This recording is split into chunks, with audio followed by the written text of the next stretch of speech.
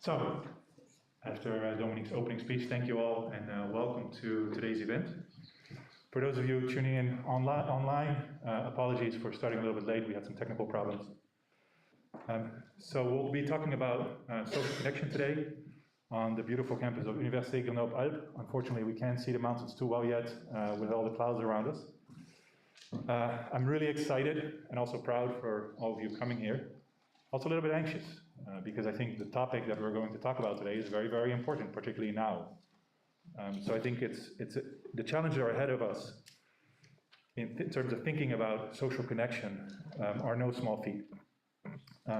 So before we get into the program, I would like to also say a couple of words of thanks to some of the people involved in the organization. So I would like to thank Farah Bounaim, Leah Baldet, Lubna Bourizi, and also Anne Chabot, who've done an incredible amount of work behind the scenes that were really, really important for making this event happen. I think many of you that are here at the event have been in contact with them and have seen the organization that they've been involved in. And of course also the president of the university, Yassine Lagnesh, who has been supporting this event, so I'm very, very grateful for the support of the president's office for organizing this event. I also want to thank Eddie Garcia from the Global Initiative for Loneliness and Connection, who has made many connections with the people here that are presenting here today. So without him also this event would definitely not have happened. Finally, I also want to thank the French Ministry of Loneliness, the French Ministry of Solidarity and Health, which probably should be returned the French Ministry of Loneliness. I'm already going there, I shouldn't, but for supporting them during this day, because also without them this event wouldn't have happened. I will outline the program of the day, but I also want to give some logistics, and always when I give some logistics I'll probably forget something, so don't hesitate to talk to me if there's something that you don't know or that I forgot to mention. I will be strict on timing, especially now from here on, because there will also be people tuning in online, so we want to respect the program. Plus, I also want to make sure that everybody gets their chance to say something during the day. So I will be strict on timing, and for the people presenting, I will signal when you have about 5 minutes left. After each presentation, there will also be time for some questions from the audience, and I will also try to call on people that are here, but also that will be present during the live chat. So we have people that are coordinating the live chat for today. So these are our PhD students, Adieme Adetula, Olivier Dujol, and also Philippe Ferreira from Communications that are communicating this.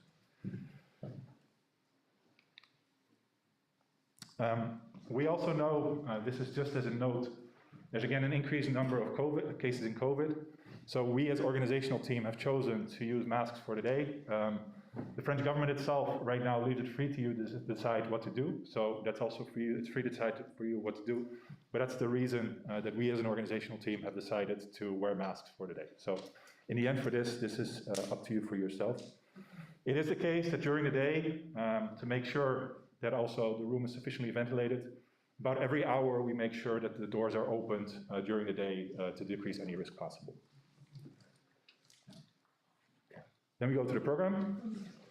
So the first part of the day is me, and then we go to a video by Dr. Etienne Cru from the World Health Organization, who was so kind to record a video about the topic before the event. Unfortunately, he couldn't make it here today, but I can tell you already that it's a very exciting video to watch for us. Then we proceed into a presentation by Professor Julianne Holt-Lundstad, who will talk about the fundamentals of how social connection influences health. We then have a coffee break, which will take place downstairs where we've had the registration. Okay? So we will be downstairs there to have coffee for a little bit. Our students will make sure that we arrive back here in time, so they will give you a note when we need to go back. We then continue with a moderated interview of the Vice President of the Commission for Democracy and Demography. This interview will be moderated by Judith Murkies and Eddie Garcia. There will also be an opportunity to ask questions for people in the audience and people in the live stream. Next presentation is then by Andrew Steptoe. As you will learn today, The United Kingdom has been very active both on monitoring and on trying to intervene for people who are experiencing loneliness. And that's the presentation thereafter will be Paul Ken, who will talk a little bit more about the experiences from the United Kingdom and also their experiences with interventions. We then go for a lunch break, the same location again, downstairs. So where we have the coffee break, so this will be a standing lunch. We have a lunch for about an hour, and then again, our students will make sure that we get back here on time. After lunch, Eddie Garcia, but then in his function as Executive Director of the Foundation for Social Connection, will then give a presentation on a systemic socio-ecological framework for loneliness. And we then have two roundtable discussions. In order to make sure that we can talk freely during the roundtable discussions, this will not be live streamed. So we have chosen to make the roundtables not live streamed, also because people want to share experiences about new things and explore things. So that's the reason why we chose not to live stream that part, so we can have a free discussion during that part of the day. Okay.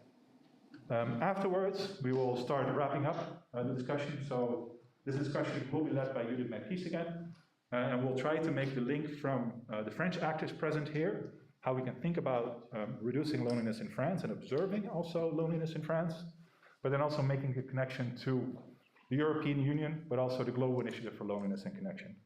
And finally, oh, sorry, I'm a slide ahead of me because I'm skipping Mina, Elizabeth, and Chris, who are, of course, very important to set the stage for that. So they will present evidence frameworks at the international level, so from the perspective of the World Health Organization and then the European Union. So in this last section, we then make the link from the French working group to the international level with a discussion led by Judith Murkies, and the day will be finished by a speech from the president of the university, Yassine Laknesh. So I've spoken enough. And then we continue now with a video from Dr. Etienne Krug.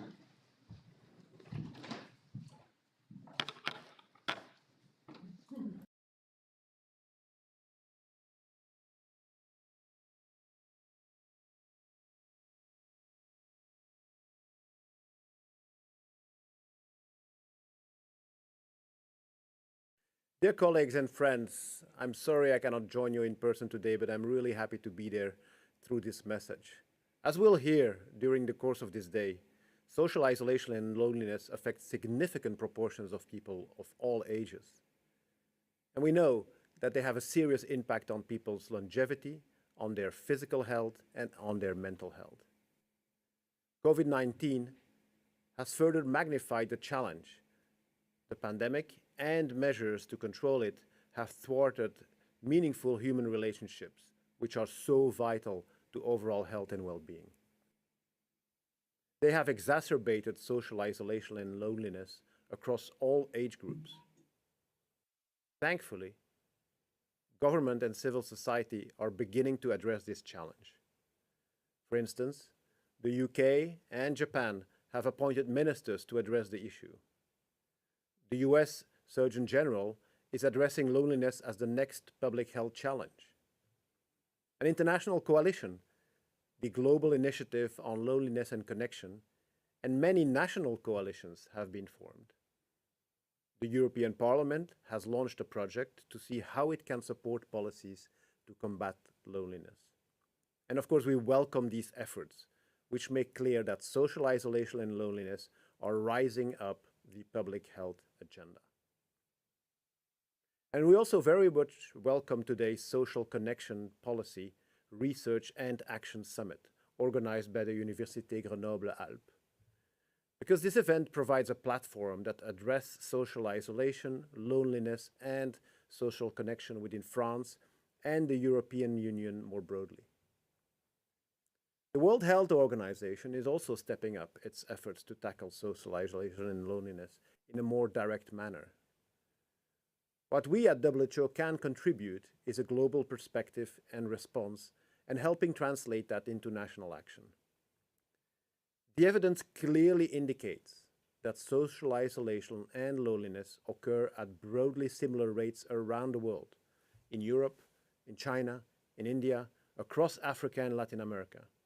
and have the same serious impact on mortality and health. As the director of the Department of Social Determinants of Health, I have a particular interest in social connection, which lies at the heart of social determinants of health. Social connection implies that all people benefit from a shared spirit of solidarity and friendship. To ensure this, we are currently exploring with experts, governments, and partners the establishment of a high-level commission on social connection. Such a commission will be a coordinated 3-year effort which would aim to generate greater visibility for the problem at global level and make a persuasive case for addressing it, mobilize political support and funding, and accelerate the development and scaling up of cost-effective solutions. A key part of this commission will be the development of a global index on social connection. This index will help us better establish the scale of the issue globally and track our progress tackling the issue. In advocating for greater attention to and action on social connection, we will face challenges, of course, including, for instance, framing social connection, social isolation, and loneliness as truly global issues, relevant beyond wealthier nations, overcoming the perception that they are somewhat soft issues and deserve less priority, despite their dramatic consequences for health and well-being, developing and scaling up cost-effective solutions. While currently there are many promising interventions, we have some way to go before we have cost-effective solutions ready to be rolled out on a large scale.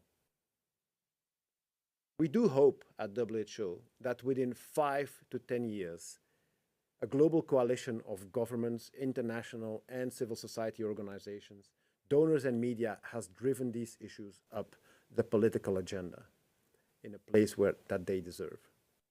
That we also have a suite of cost-effective solutions, interventions and policies that can be scaled. And that we have an increasing number of countries that have fully funded national strategies that include these cost-effective solutions. Because we do not have to wait. We can act now. There are concrete actions governments and others can be taken. Let me briefly sum them up. This includes advocating to increase the priority of social connection as a public health and wider public policy issue, mobilizing actors, creating partnerships and coalitions, and funding and conducting science. We know far more than we did decades ago, but we still must better understand the drivers of social isolation and loneliness, engage in interventions and implementation research on these issues, and reduce the stigma associated with them. Thank you very much for inviting WHO to open this meeting. I look forward to hearing more about how France and the European Union more widely will shape their response to social isolation and loneliness in the coming years. Have a great meeting. Thank you.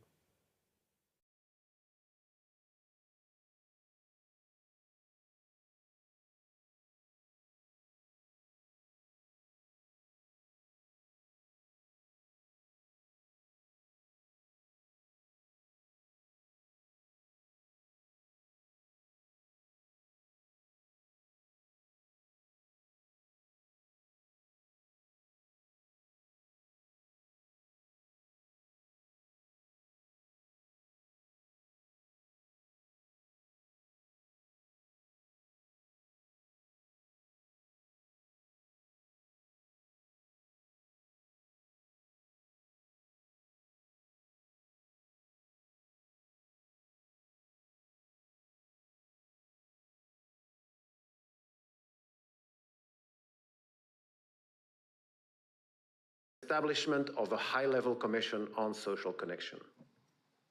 Such a commission will be a coordinated 3-year effort which would aim to generate greater visibility for the problem at global level and make a persuasive case for addressing it, mobilize political support and funding, and accelerate the development and scaling up of cost-effective solutions.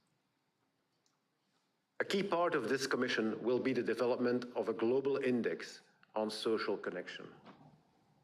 This index will help us better establish the scale of the issue globally and track our progress tackling the issue. In advocating for greater attention to and action on social connection, we will face challenges, of course, including, for instance, framing social connection, social isolation, and loneliness as truly global issues, relevant beyond wealthier nations, overcoming the perception that they are somewhat soft issues and deserve less priority, despite their dramatic consequences for health and well-being, developing and scaling up cost-effective solutions. While currently there are many promising interventions, we have some way to go before we have cost-effective solutions ready to be rolled out on a large scale. We do hope at WHO that within 5 to 10 years, a global coalition of governments, international and civil society organizations, donors and media has driven these issues up the political agenda in a place that they deserve. That we also have a suite of cost-effective solutions, interventions and policies that can be scaled. And that we have an increasing number of countries that have fully funded national strategies that include these cost-effective solutions. Because we do not have to wait, we can act now. There are concrete actions governments and others can be taken. Let me briefly sum them up. This includes advocating to increase the priority of social connection as a public health and wider public policy issue, mobilizing actors, creating partnerships and coalitions, and funding and conducting science. We know far more than we did decades ago, but we still must better understand the drivers of social isolation and loneliness, engage in interventions and implementation research on these issues, and reduce the stigma associated with them. Thank you very much for inviting WHO to open this meeting. I look forward to hearing more about how France and the European Union more widely will shape their response to social isolation and loneliness in the coming years. Have a great meeting. Thank you.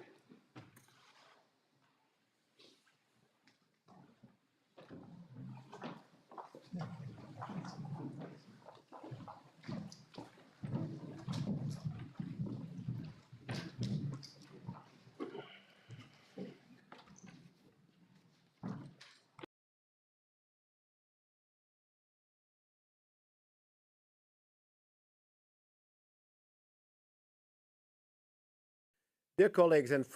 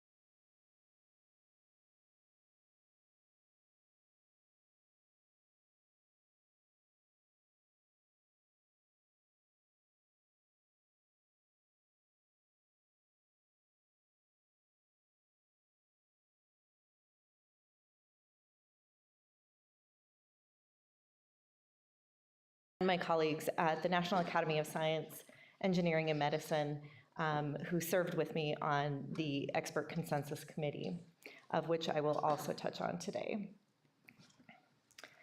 It is also, I think, noteworthy and important to acknowledge that this month marks the 2-year anniversary since the World Health Organization declared a global pandemic.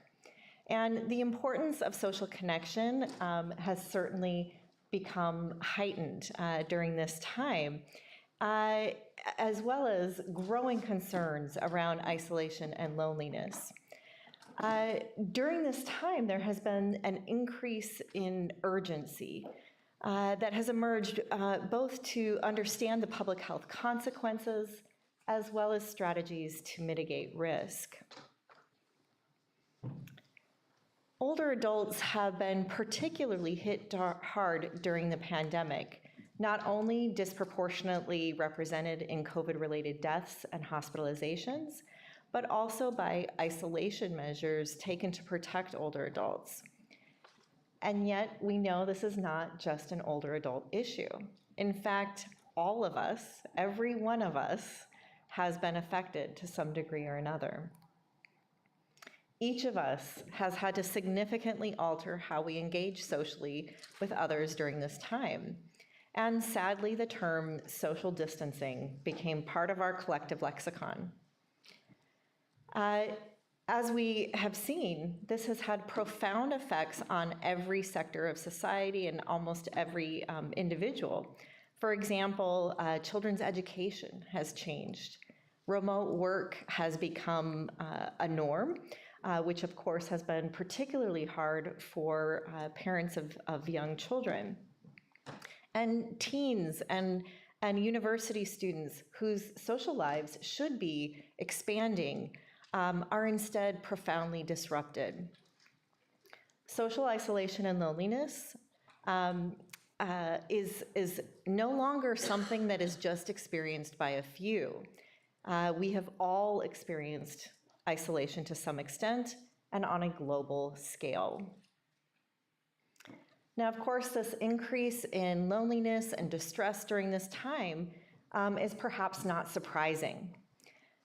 This distress due to limiting social contact that many of us have experienced is actually a normal response. Humans are social beings, and we aren't meant to be alone. Across a number of species, being socially connected to a group serves important functions, whether it is direction to safety, evading predators, pooling of resources, protection from the elements, reciprocal altruism, or obtaining food. Being part of a group is essential to survival. Now, of course, humans are perhaps are a social species and perhaps one of the most vulnerable species at birth. If left alone, a human infant would literally die. And yet, and in fact, early research examining infants and small children in custodial care found that when lacking human contact, they often would fail to thrive and die.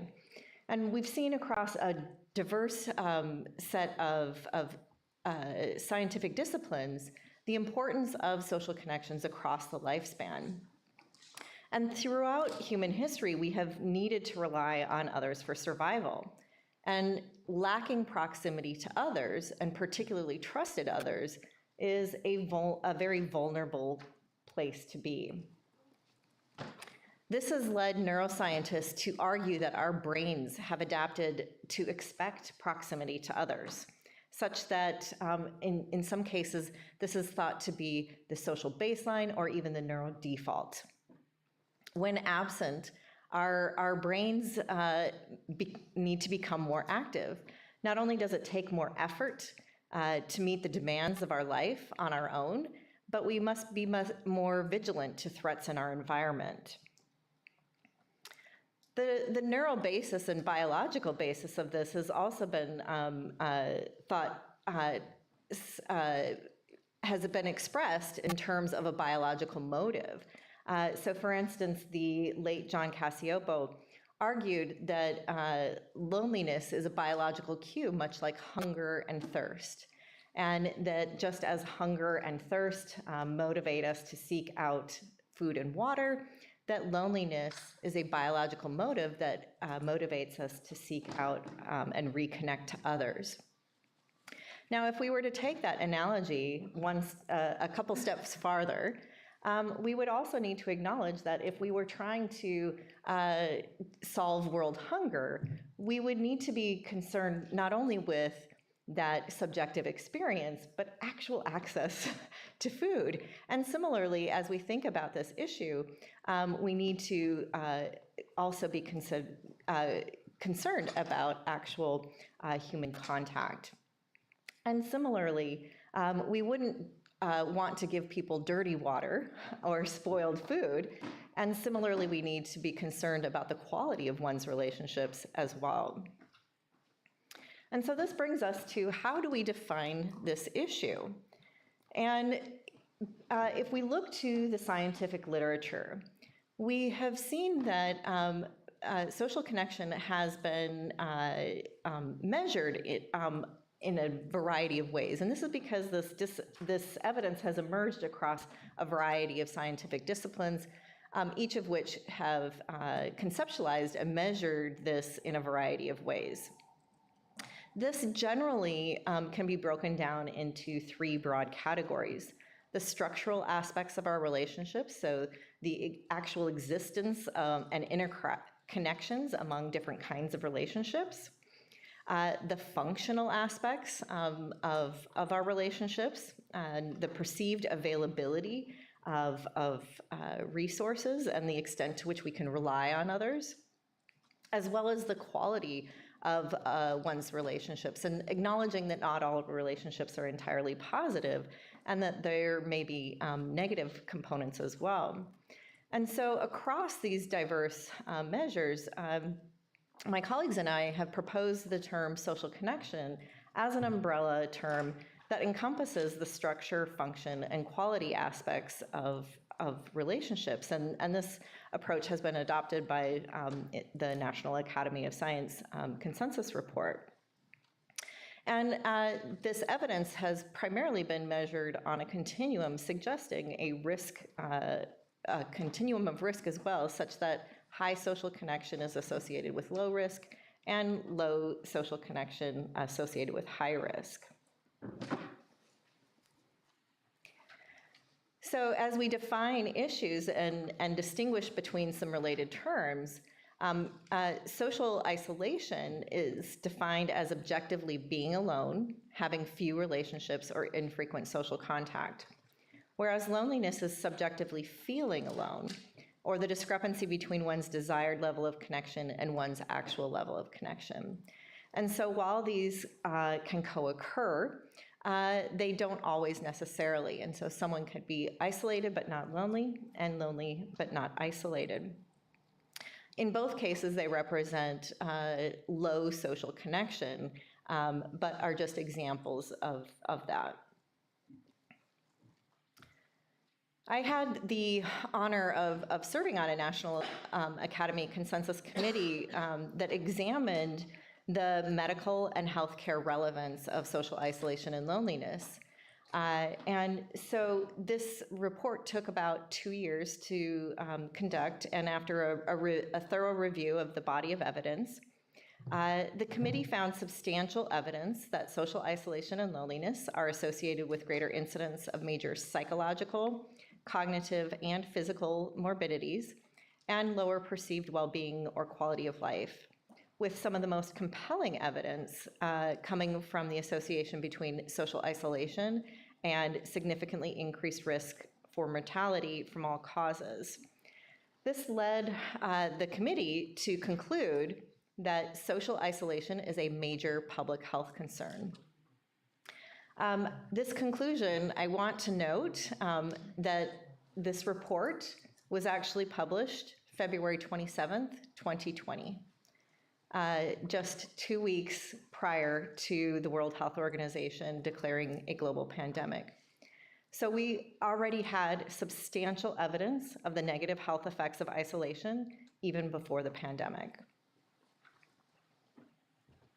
So I want to just highlight some of this evidence. This comes from decades of epidemiological research. And in my own research, I sought to determine the overall magnitude of the effect of various forms of being socially disconnected by examining this data. And so after a thorough search of the relevant databases, my colleagues and I conducted a meta-analysis, which included 70 prospective studies. This data included over 3.4 million participants, followed for an average of 7 years. And after accounting for multiple factors that might also account for mortality, the analyses revealed that loneliness is associated with an increased risk of earlier death by 26%, isolation by 29%, and living alone by 32%. Now, in an earlier meta-analysis of 148 studies examining the protective effects of being socially connected, we found that social connection increases odds of survival by 50%. So this effect size of the protective effects of being socially connected was significantly larger than the effect size associated with risk. And importantly, these studies, of course, accounted for age, initial health status, and a variety of other factors, establishing them as independent predictors of mortality risk. Now, since this time, there have been multiple meta-analyses and multiple studies, including, for instance, a recent review identified 276 independent studies. Several have been published even since that review has been published. What we see is that there is converging evidence replicating these findings, suggesting that we can be quite confident in these results. Now, this is a lot of data, but I just want to highlight just a few points from this. This is data across a variety of meta-analyses that have established the effects across various forms of being socially connected. And while there is some variability, I'll just point out that the only one, they were all significant predictors of mortality except one, and that was received social support. And as you can see, the effect size is not necessarily small, but there is a great deal of variability, suggesting that some types of received support may be helpful while others may be less so. And this is important to note as we think about interventions, that some may be more successful than others. And then I also wanted to point out the highest effect size was among complex measures of social integration. These are the types of measures that look across aspects of social connection, and this was associated with a 91% increased odds of survival. So you may be wondering just how serious is this threat?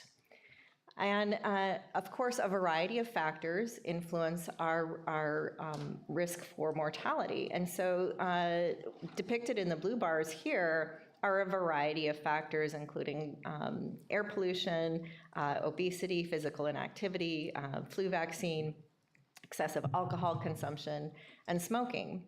And we can see that they influence mortality risk to varying degrees. Now, when we put the social connection factors head to head with these other factors that we take quite seriously for our health and in public health, we can see that they are comparable, and in some cases exceed the effects of some of these other factors. So these social factors, which are depicted in the orange bars. Now, of course, some are associated with protection and some are associated with risk, so they were inversed in cases to represent the strength of the effect on survival. So what this suggests is that we should take our social connections just as seriously for our health as we do these other factors that receive considerable attention and resources in public health. So to summarize, overall, the cumulative evidence suggests that the magnitude effect of being socially disconnected, including social isolation and loneliness, is robust and comparable to these other risk factors. This was also consistent across cause of death.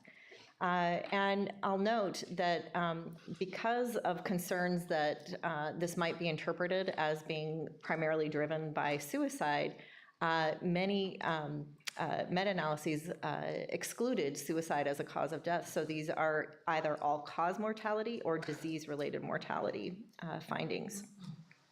There's also evidence of that both objective and subjective indicators significantly predict risk for premature mortality.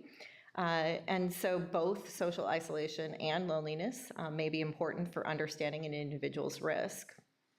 And then finally, the data controlled for a variety of potential confounding factors, including age and initial health status, as well as other lifestyle factors and biological factors, which also potentially rules out reverse causality.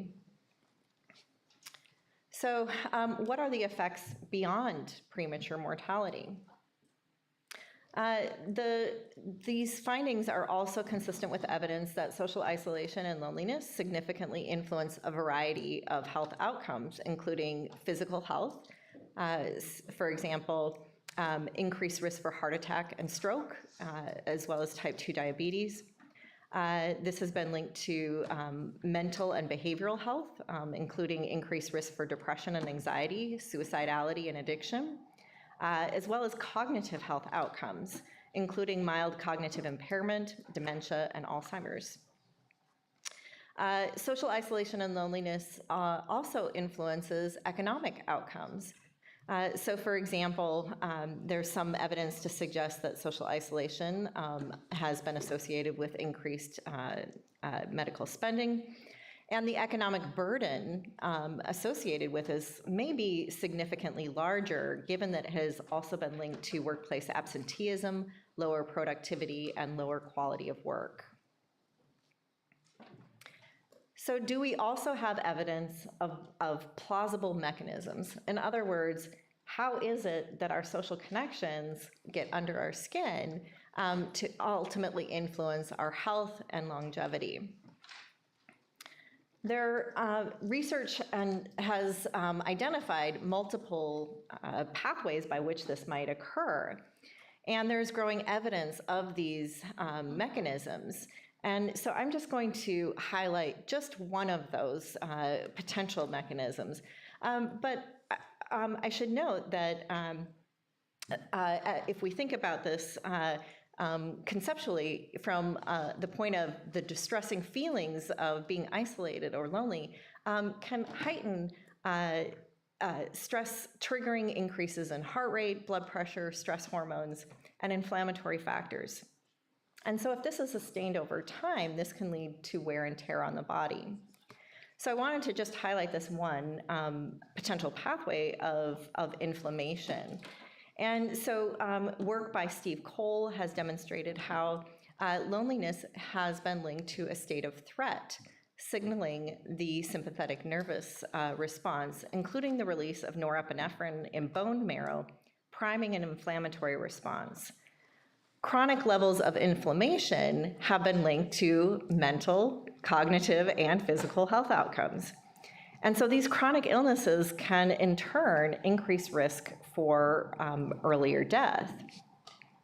So I think this is quite noteworthy because chronic inflammation may be a common pathway explaining some of the diverse kinds of outcomes associated with being socially disconnected.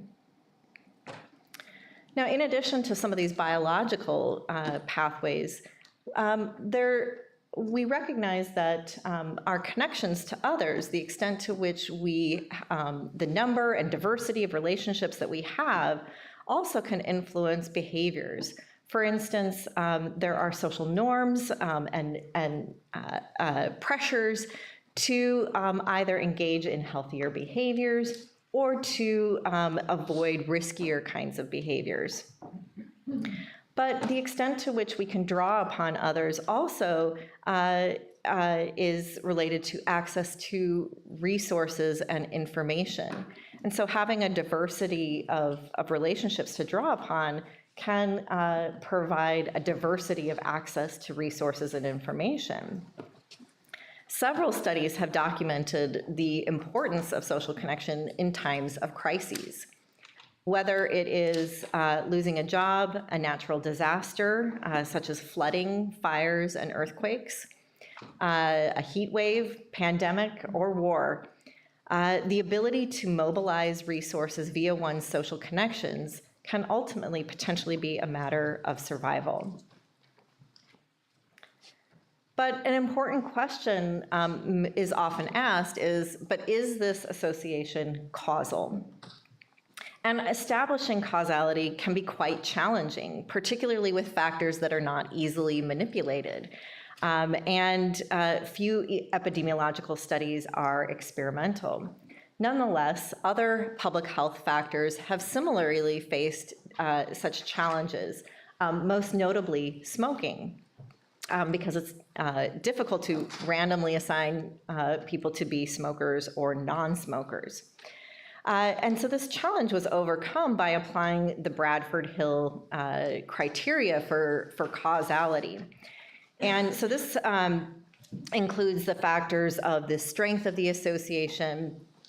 Well, there's actually 9 factors or guidelines that lay particular emphasis on the temporality of the relationship, its strength, the presence of a plausible dose-response relationship, and the consistency across diverse studies and coherence with other disciplinary findings in biomedical theory.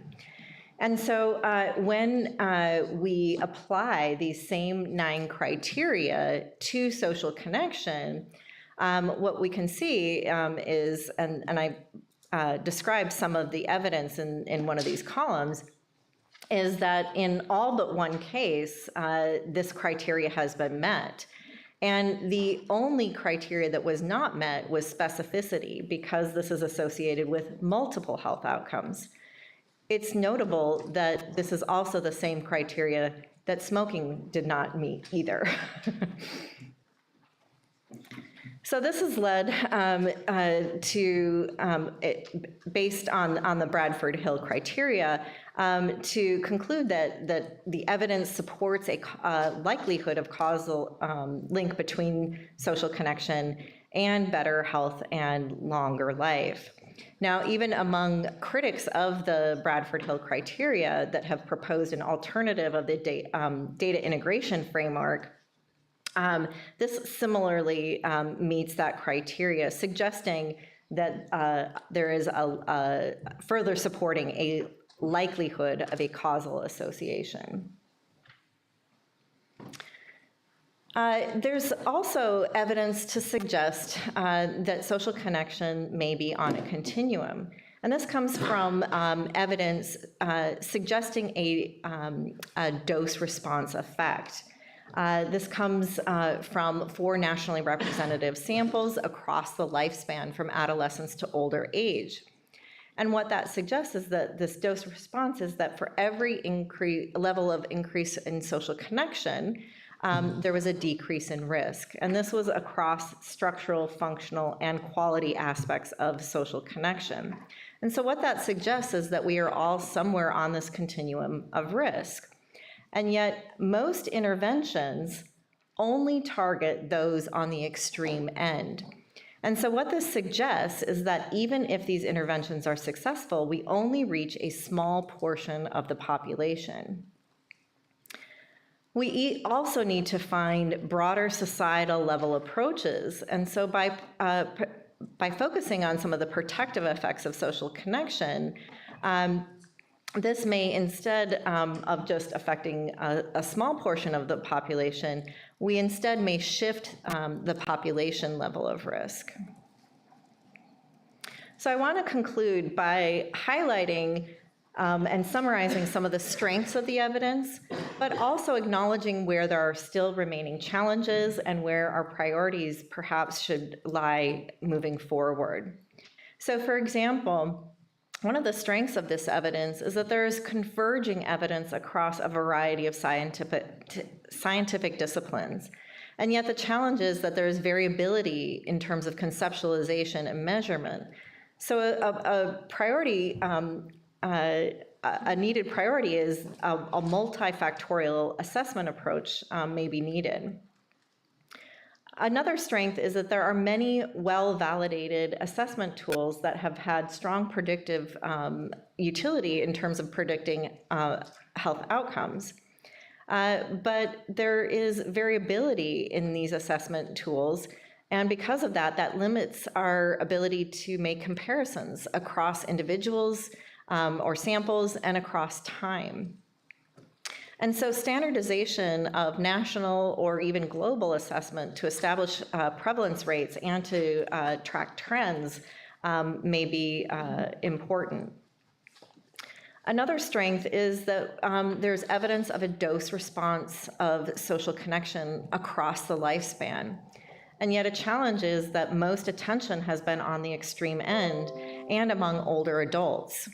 And thus a priority may be to focus across the risk trajectory, including prevention approaches and across ages. Another strength is that there has been converging evidence across social connection components, that the structure, function, and quality. And yet fewer studies examine them in the same sample. And so another priority would be to further evidence of potential independent, additive, and synergistic effects to potentially more precisely assess risk. Another strength of the evidence is that the effects on mortality are consistent across cause of death, country of origin, gender, and health status. And yet we have fewer studies on some diseases, fewer studies from developing countries, and fewer studies from underrepresented groups. And so we should prioritize basic research to fill some of those gaps. We also have strong and robust evidence of objective health outcomes.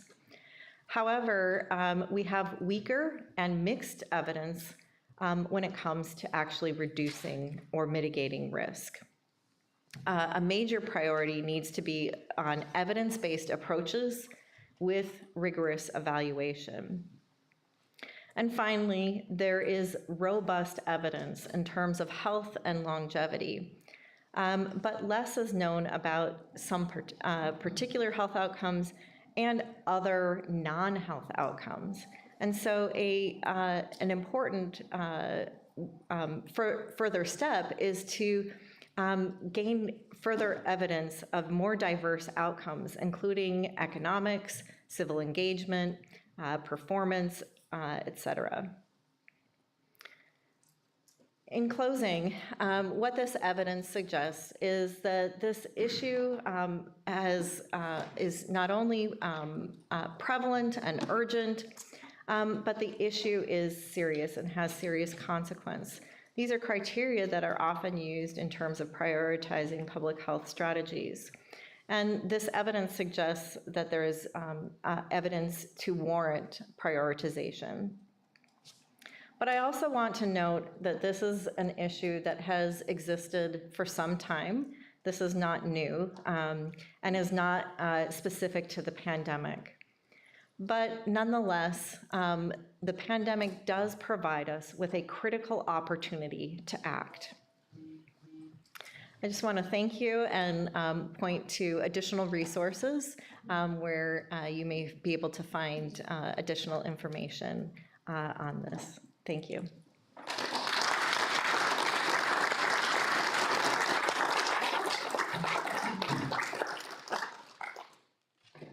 Thank you very, very much for this wonderful speech, Julianne.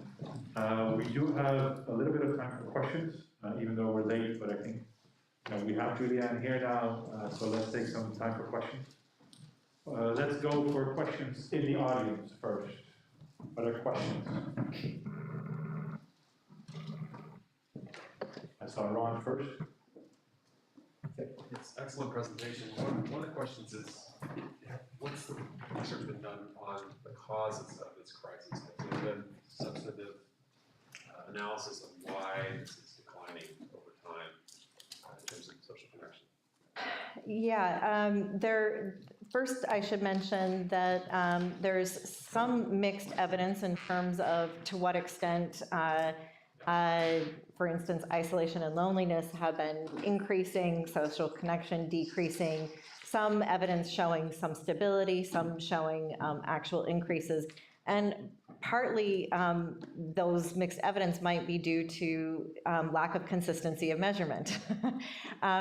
But there has been some evidence to suggest that that is indeed increasing, and that I suspect may be due to a variety of causes. As most things in life, it's typically not just one thing, and there may be a diversity of factors. So this could be related to a variety of factors, some of which have been linked to, some hypotheses are around the rising reliance upon remote and tech-based means of social connection. Of course, that is hotly debated, and we still need better evidence around that. There have been also various demographic trends that have changed over time. And so some of those changes may also be contributing. Some of the also political polarization has been another hypothesis that has been put forth in terms of a growing sense of isolation from each other. But there have been trends in terms of reduced participation in social groups, including participation in faith-based communities, all of which these trends may potentially contribute to that.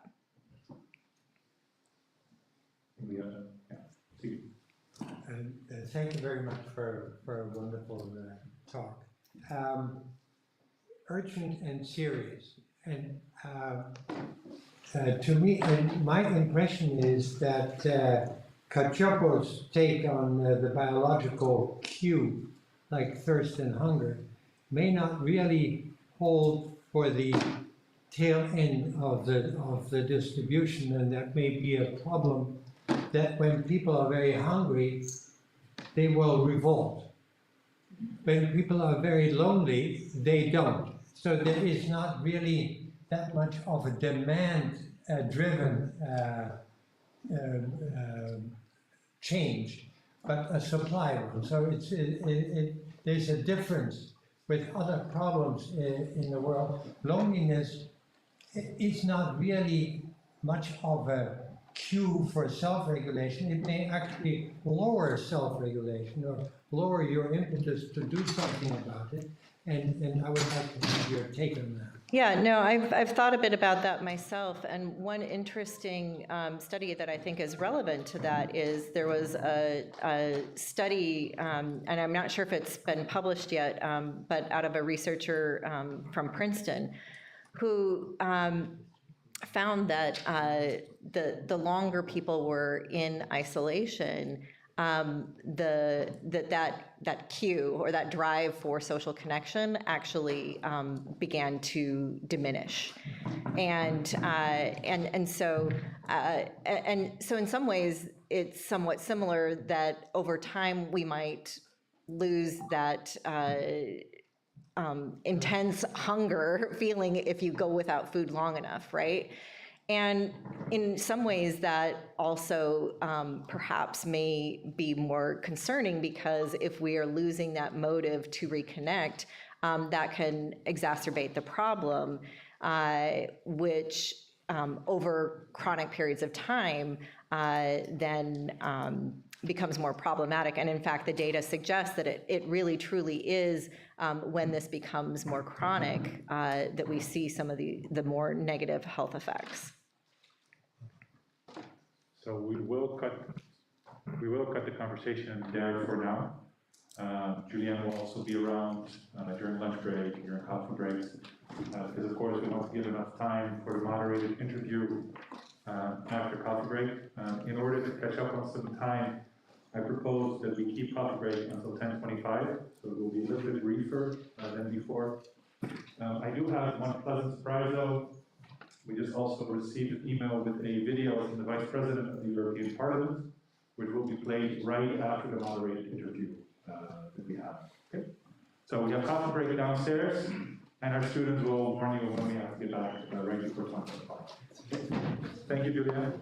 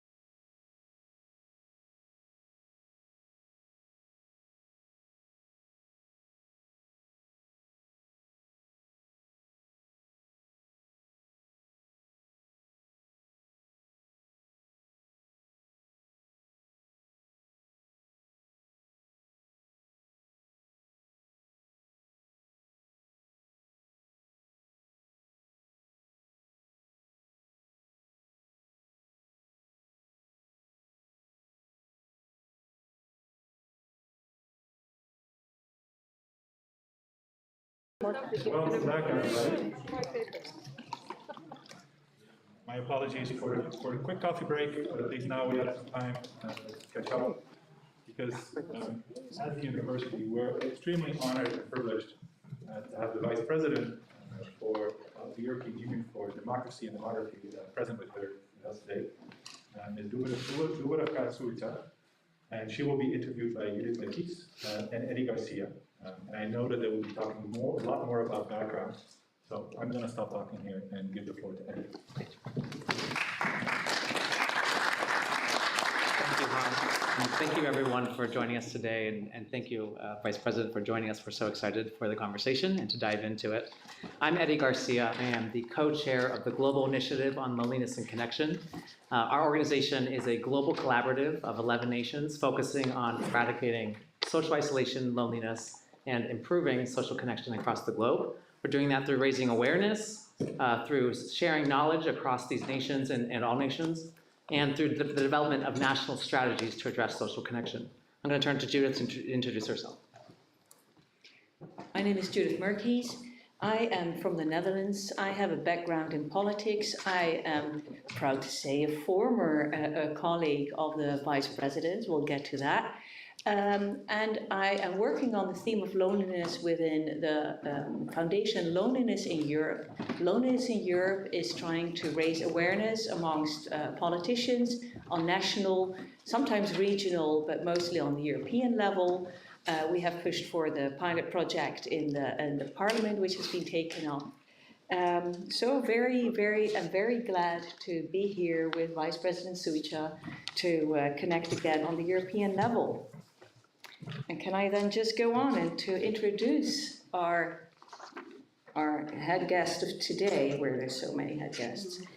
But Ms. Suica is from Croatia, and she is, as mentioned, the Vice President of the European Commission in charge of democracy, very important topic these days, and demography. She was the first female mayor of Dubrovnik, and has a very seasoned politician in regional politics, in national politics, in the Croatian parliament, and later on in the European Parliament. And now she has risen to the top of the European Olympus as the Vice President for demography, I mean, which is, and of course democracy, but we're more going to talk about demography today. Welcome.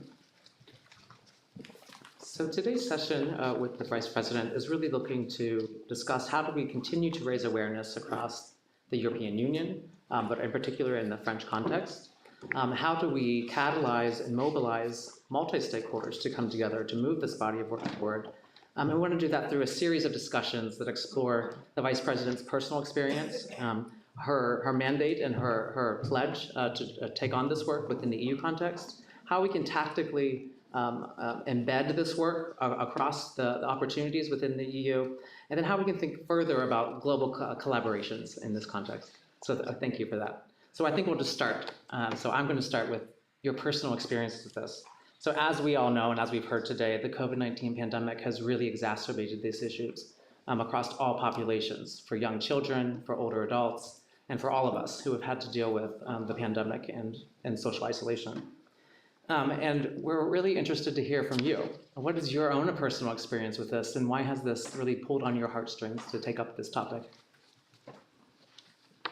First of all, good morning to everybody, and thank you for inviting me here. I want to thank the University of Grenoble to organize such an important event on this very important topic of loneliness.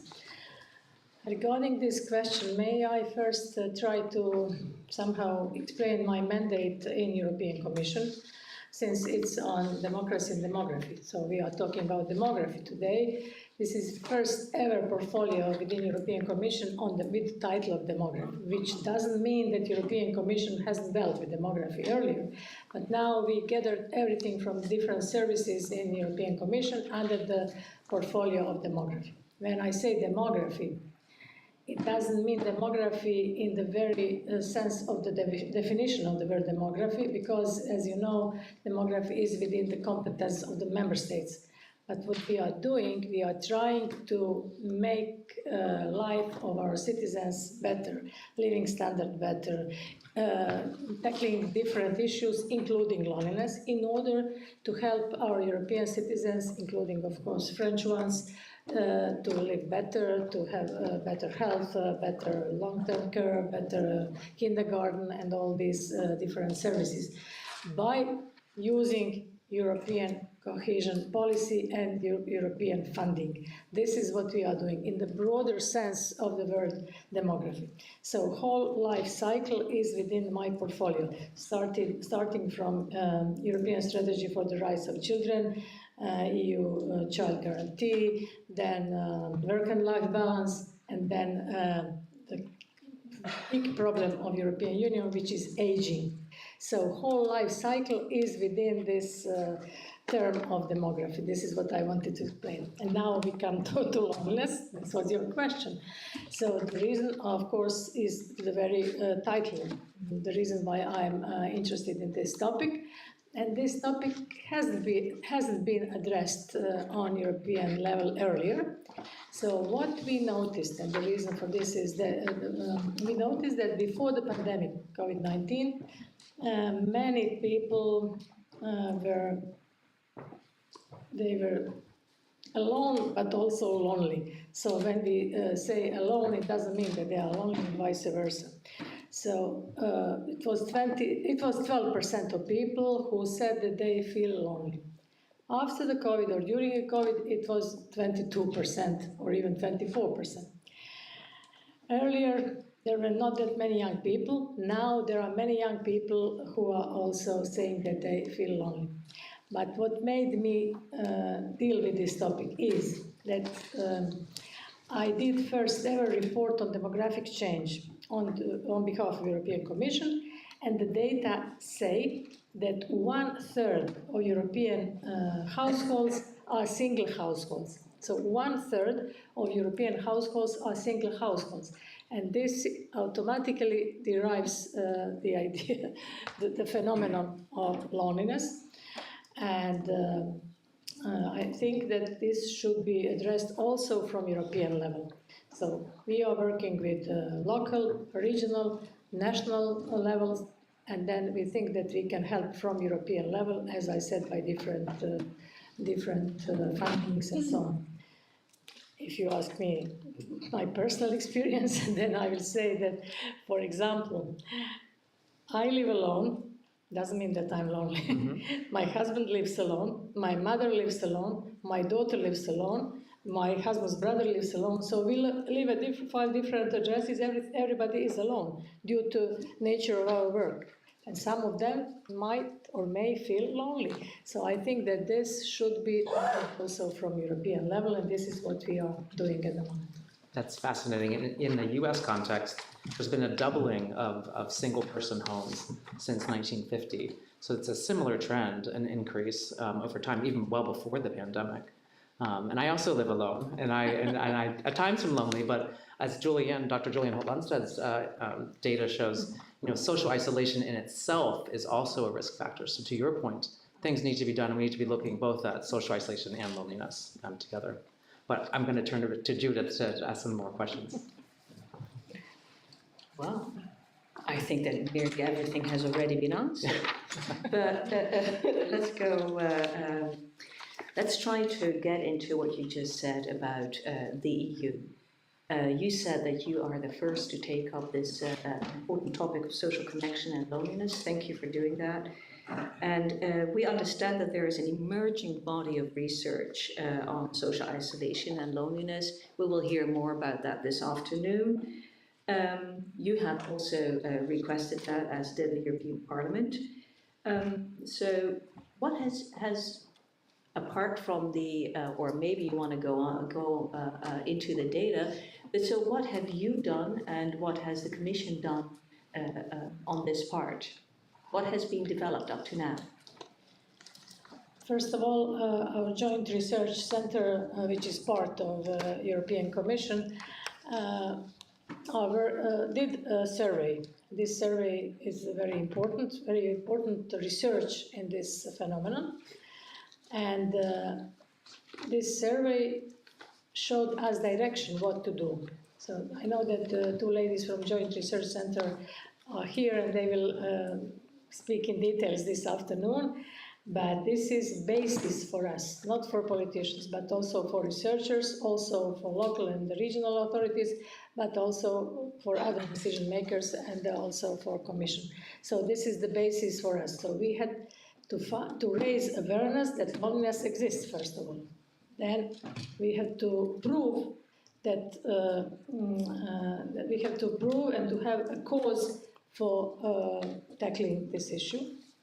And then we are planning now, we have some pilot projects, but we are also planning to offer a platform on this topic, and this platform will be, by the end of the year, it will be ready in order to somehow interact with especially member states. We are interacting with ministers who are in charge in different member states, in charge of social affairs, and trying to see what's going on in member states. Although, as I said at the beginning, social politics is within the competence of member states, but they, during EBSCO format ministers, they usually ask us to help because they don't see that we are interfering and that we are making troubles for them, but they ask our help. And this is what we are trying to do from political level, to help member states to tackle this issue and to make this issue prominent, because it definitely exists. And this is what Joint Research Center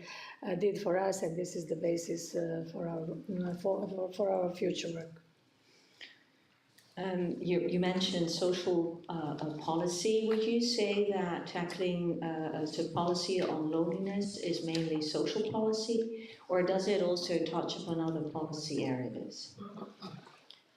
Definitely, it is cross-cutting because it influences the way you work, it influences the way you live, it influences the way you spend your leisure time. So it's cross-cutting, definitely. So you are talking about pilot projects, raising awareness, so first preparing the base in order to take further steps, and a platform to connect member states. So this is the future. What I forgot to tell is that during the COVID-19 period, what we did within the Commission itself, as you know, the European Commission, we have 32,000 people who work for the Commission, and many of them reported that they feel lonely. And what we did a so-called buddy program. It was done by me and Commissioner Hahn. We did it together. So we let our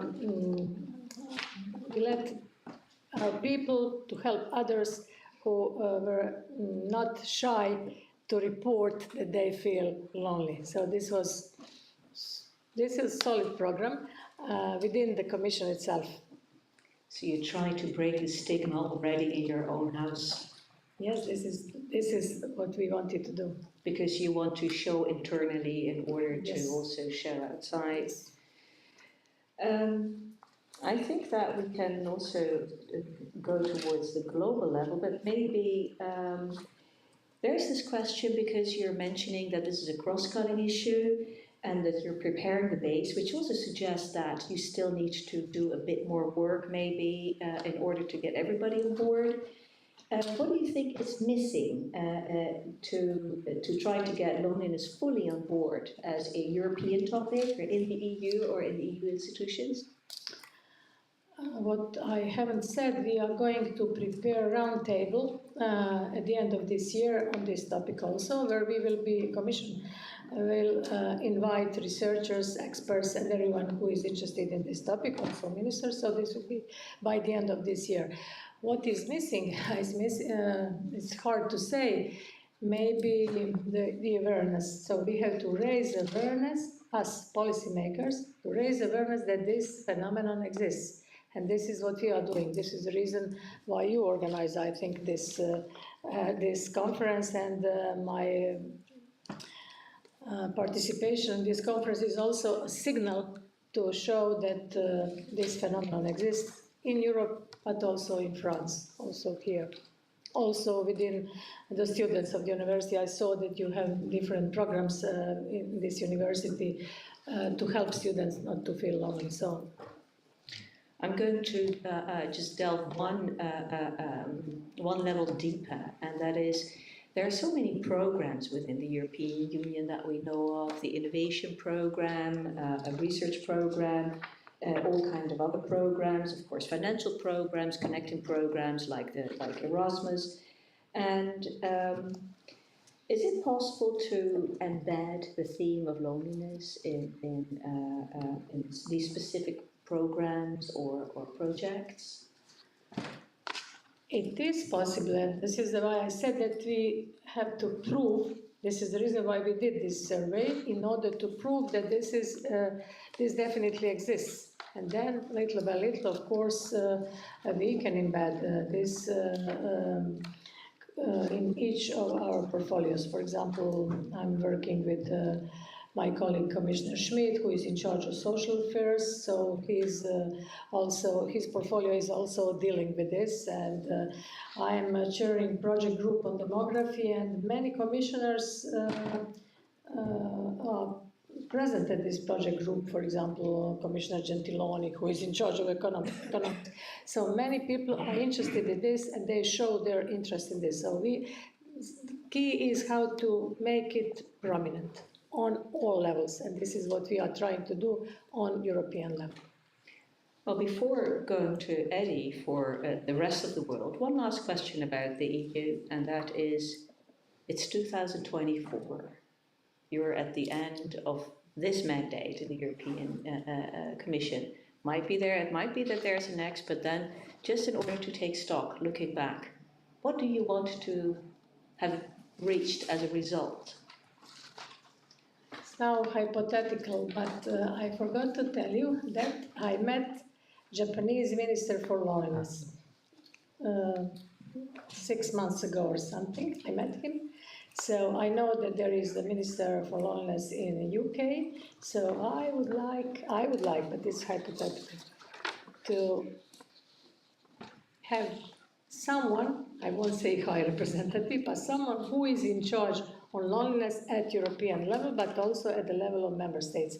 This should be recognized as phenomenon, and this hasn't been done yet. This would be my goal, but I cannot say what will be in 2024. Well, we'll certainly help to spread that word and to advocate for those positions to be created. Judith stole my question, so I'm appreciative that it happened. But you've already sort of tapped on it. So, you know, as we all know, and why we're here today, these issues are global. Every nation around the world is dealing with them. And some nations are ahead of others in taking action in this space. And there are global entities like the World Health Organization and the Global Initiative on Loneliness and Connection, which are helping to raise awareness and to share information across the globe. You know, and these organizations are coordinating scarce resources, elevating the scientific research and best practices, and advocating for broad system policy changes. You've touched a little bit about that already with your conversation with the Japanese minister, but what other discussions might have you already had on the global scale, and what more might you want to be having with global leaders across on this topic? You mentioned all these organizations, also World Health Organization, the Global Alliance for Loneliness, but I think that joining forces is the most important thing. If we join forces in this, be it on local, regional, national, European, and global, then we can, I'm sure, fulfill our goal, which means to put loneliness high on the agenda of each level of authority. And this is something which we are trying to do with this. So to send a signal that this phenomenon exists. I told you that if 1/3 of European households are single households, they, at least 10% of them would have to feel lonely, but I cannot say at this moment. This is the reason why Joint Research Center is doing their survey. And we have to rely on facts, on proofs, and we have to justify this. And this is in order to, for example, offer a legal framework. We cannot offer a legal framework without having all this data. So this is the way how Commission is, what is the working method of Commission. So we have to always prove, so it's always evidence-based policy, as you know. You know, building on that, the French presidency of the Council and the University of Grenoble Alpes have started this standing conference on social connection. How do you think that we can keep that momentum going, and how do we keep that going into the next presidency? It's $1 million question. We would urge next presidencies, both Czech and Swedish, to continue on this, because this is very important issue. As you know, last Portuguese presidency had social affairs high on their agenda, then also others follow, and I'm sure that we will keep it, we will urge them to keep this on the agenda. And I really praise the French presidency for doing this, because this is also a phenomenon here in France, and it's similar in all member states. Take, for example, what's going on now in Ukraine, as all of us know. So what will happen with this, at this moment, 3 or 4 million people? If you look at data, we entered the 4th week of this invasion. Each week, 1 million people left the country. 1, 2, 3, now we are closing to the 4th million of people who left the country. So what is going to happen with these people? Will they feel lonely in the end? What will be their housing? So we have to really anticipate what is going to happen in Europe and in the world. I know you've had a personal experience with this, and I wonder what your thoughts are on how might we best address the lack of social networks and social connection in such a hard time. Believe me, this is like deja vu, what is going on. I forgot what happened. It was in 1991. I was 31 years ago. This was war in Croatia. At that time, I lived in Dubrovnik. Dubrovnik was heavily bombed city, which was protected by UNESCO and still is protected by UNESCO. We never thought that this city would be bombed, but it happened. So I was sane. I was in shelter with small daughter at that time. 3 months we endured 3 months without electricity, without telephone, without water, without food. And then little by little we had to flee. And then we were also refugees in Austria at that time for several months. But I don't want to speak about this, but I deeply sympathize with all these people of Ukraine, and I think we have to do everything we can from European level and others in the world to help these poor people, but also try to defend their freedom and sovereignty. But this is not the topic. But I just wanted to tell you that this will have reflections, and we are not aware at this moment which consequences will European society suffer and these people after what they experienced. Yeah, well, we thank you for so loneliness is coming as a very important topic, although we might not be aware of what is at this moment. Yeah, thank you for sharing that story. I think it's very impactful and shows that these are real issues that all of us are going through in different ways. But we're going to stop from our questions, and now we're going to turn to some of the questions that we received from the audience that were submitted yesterday and during the break. I'll turn it back to Judith for the first one. Well, it's hard to change after such a heartfelt topic. Well, let's just turn back to the other heartfelt thing, and that is that we already discussed the stigma. There is a stigma on loneliness, and we're all trying to break the stigma. And so how is that? The question is, how can it be best addressed at community level? And does anybody have a best practice experience? There seems to be less loneliness in Switzerland compared to the EU. Is that a result of a high stigma in Switzerland? Bad data, sorry for the addition to your question, or genuine low feelings of loneliness felt in Switzerland? First of all, we have to admit that there is stigma, and the reason why we are talking about this, the reason why you are organizing this conference, the reason why the Commission is dealing with this topic is to break this stigma. And this is what we have to do. It's our obligation, it's our duty, and this is the reason why we want to put it on the agenda of the Commission too, in order to change change the position. But someone who asked this question is what community can help. So when community means local community, it means regional authorities, it means NGOs. I think there is a lot which can be done in order to break this stigma, and we have to do it, all of us, because some people don't dare, of course, to report that they feel lonely, and then you have even worse consequences. So I think all of us should, as I said earlier, join our forces, work together in order to help these people and to make this. I know the fact that in France, 24 billion euros were spent. I read it somewhere, sorry, I will now tell you. So it's not money spent for, sorry, just let me find this fact. The money which was spent for healing mental health. So is it better to prevent than to spend that much money on mental health?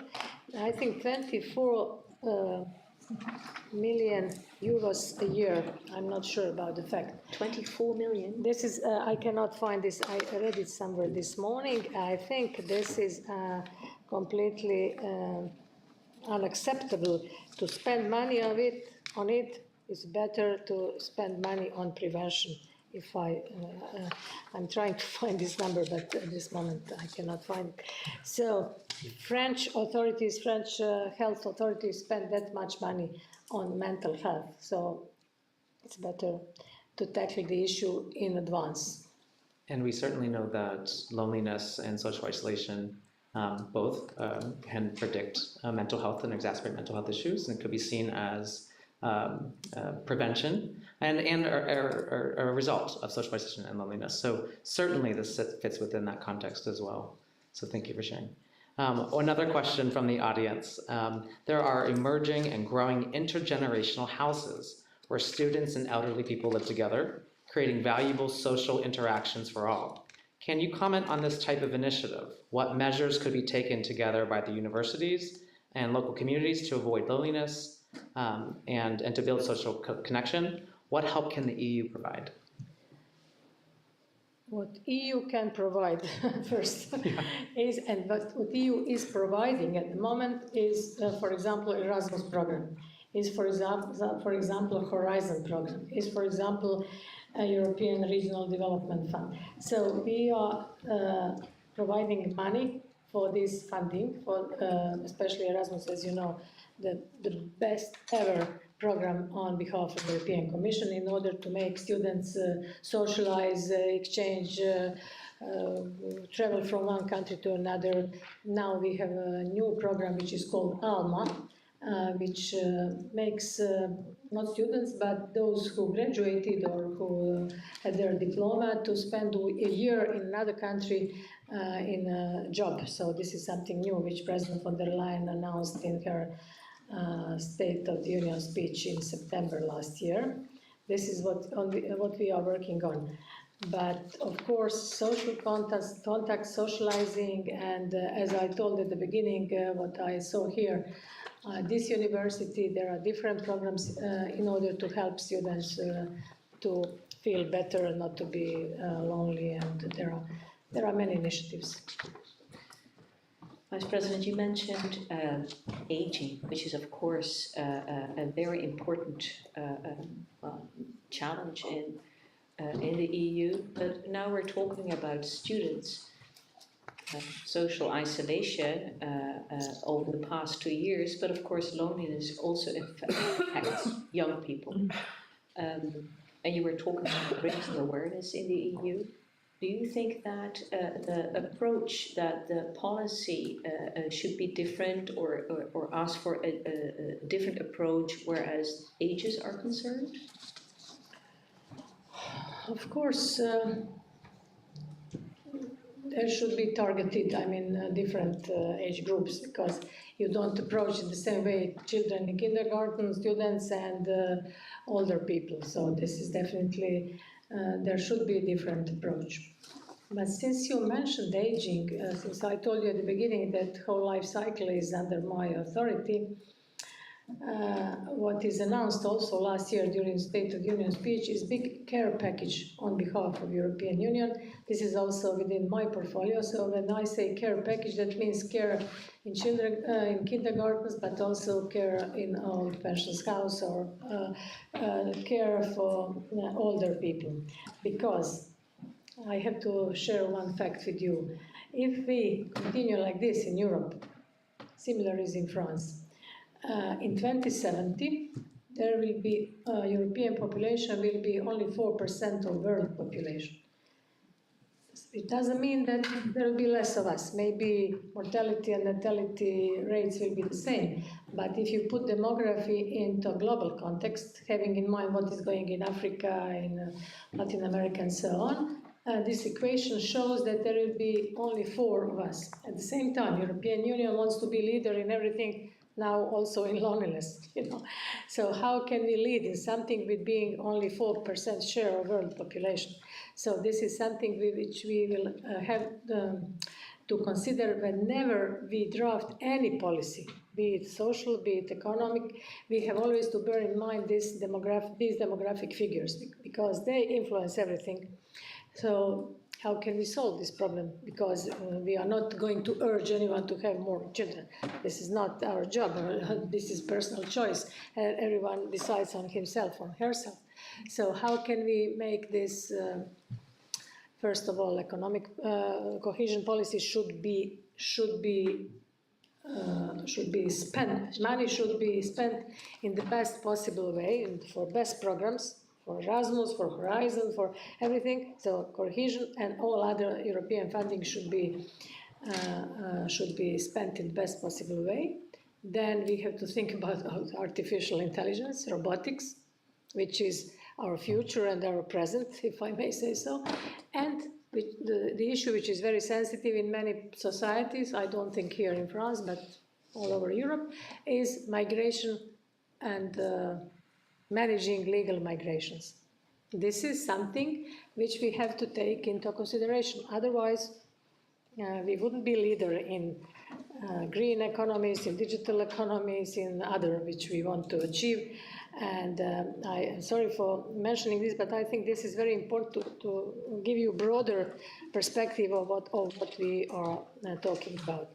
So I think this would be important. You asked me about the students. Of course, students are the most important part of our societies. They are going to be our future. This year is year of the youth, but they also suffer from loneliness. This is the fact which was proven in a survey of Joint Research Center. And we have to take this in consideration. We have to address this issue seriously, and this is what we are trying to do. Eddie, do you allow me to ask a question, or are you? Do you have just going to react to that just very quickly. That a little later in the program, I'll be presenting a systemic framework that looks at various sectors of society and a socio-ecological model, so various levels of impact within those sectors. To your point that you're making, that there are many factors that governments and policymakers are looking at as they prioritize issues. But we're urging that, in fact, loneliness and social isolation can be embedded across all of these portfolios, and there are opportunities within each of them to address it and make the greatest impact for the longevity of such programs. And I'm happy to share that presentation with you later. Okay. Good hook. The Vice President, I'm putting you a bit on the spot here, but just to wrap it up a little bit, because you indeed touched upon the work of the Commission. You advocated the need for good data because, of course, I mean, it's the base on which to build. But there were also a lot of people who asked for not only the dry stuff, but also the juicy stuff, and that are best practices, real examples. And you have been to many countries and have been in a situation to hear so many wonderful examples. And I know you want to talk about it. So could you give us a best of? First, I have several examples. Sorry for this. You have anti-loneliness action plan here in France. You have Mein Papa kommt in Germany. You have friendship program for all ages in Greece. You have buddy benches in Ireland. So there are programs, but there is also one program on intergenerational solidarity, which is going on in Sweden, in the city of Helsingborg, which is, by the way, sister city of my hometown, Dubrovnik. So they have a program of intergenerational housing, which means that they dwell in the same buildings, in same surroundings, students, young people, together with people who are 70 plus.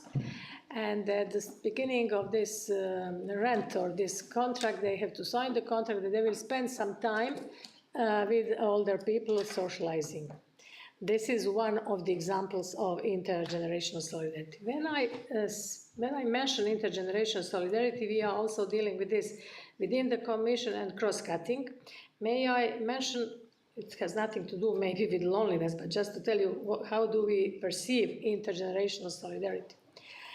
You know that there is a big program, Recovery and Resilience Facility Plan from European Union. There is a big amount of money. We are borrowing money on capital markets. This money is for reconstruction of Europe after COVID and for making Europe resilient to next crisis, next pandemic, whatever might come next.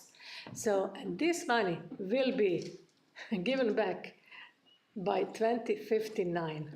What is this but intergenerational solidarity? So we are taking money from next generation in order to prepare Europe for future. The reason why this recovery and resilience plan is called, it's not by coincidence that it's called next generation facility. Yeah. It's called because we are preparing this Europe for next generation. So this is very important to know that this exists in all portfolios, because this money will be used for health, for school, for education, for whatever we need in nowadays Europe. So this is a vicious circle, if I may say, what we are working on, but of course always taking into consideration how people feel, how people behave, how people socialize, and of course loneliness always comes here. And I think that this is very good that you organize this, that we are sending signal not only to French society but also to whole Europe and to the world, if I may say so, that loneliness should be addressed from different levels of authority. That's wonderful, and that gets to our final question. We have amazing researchers and stakeholders here in the room, and I think you've sort of already addressed it. Do you have any final words for us all as we try to push this body of work forward? First of all, I'm looking, and I hope all of you are looking forward to presentation of Joint Research Center this afternoon, that they will prove all this and they will justify all this with concrete data. And I want to thank you for organizing this. I want to thank you for having me here.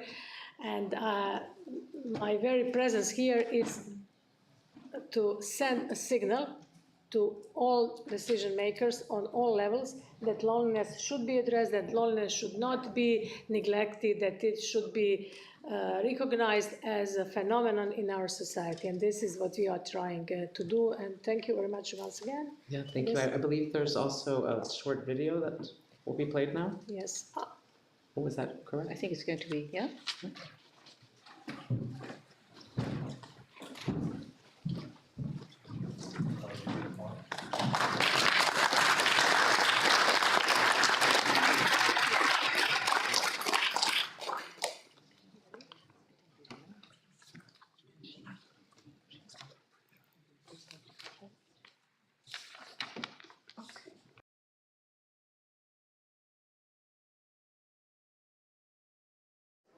Dear organizers and participants of the conference, Already before the pandemic struck, we knew that we as human beings need physical connections with each other, but we need more data.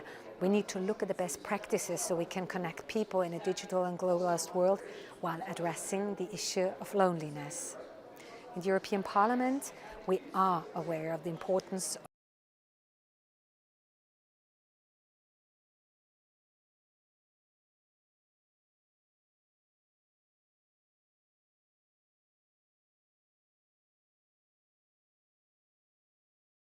these topics, which is why I, together with my colleagues and Madame Judith Murkies, proposed the pilot projects on loneliness in Europe.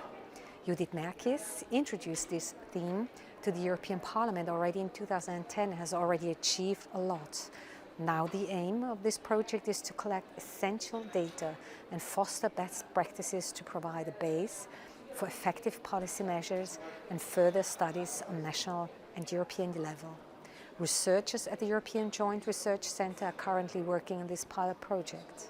I welcome this conference and would like to compliment the French presidency of the Council and the University of Grenoble Alpes for their engagement to shed light on loneliness and to bring it to the attention of the ministers of the member states.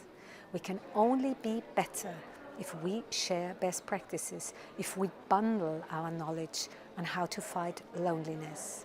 You can count on the cooperation with the European Parliament and myself to support this work. Fighting loneliness starts with reaching out in small ways, in local ways, but also wider ways, a European way. I wish you a constructive and connected day.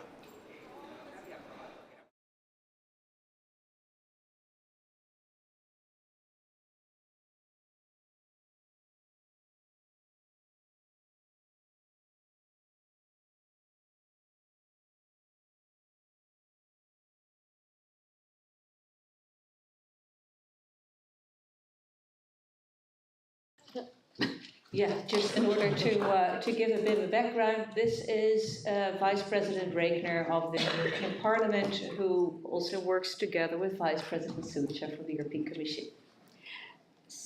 Sorry, I found the number now. So the increasing number of people feeling lonely is feeling lonely and spending on mental health was already the highest expense of the assurance maladie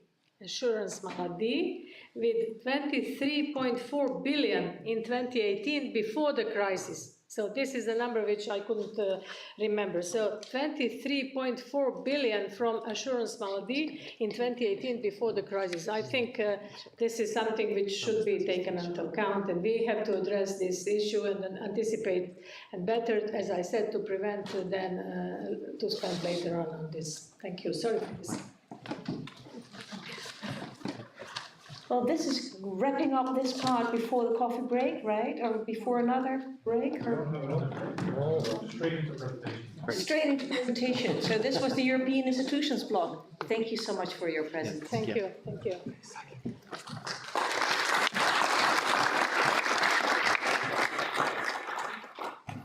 I've got to accompany you out. The organizers.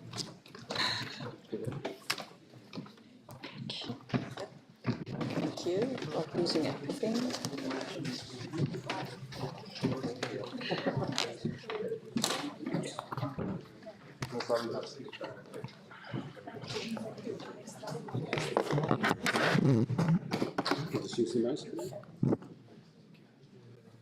So we have had a couple of references already to national differences in terms of how governments deal with loneliness. And that's also why we're very lucky to have two people from the UK who I think really have been a leader in addressing the issue, both at the national level, but also in terms of research.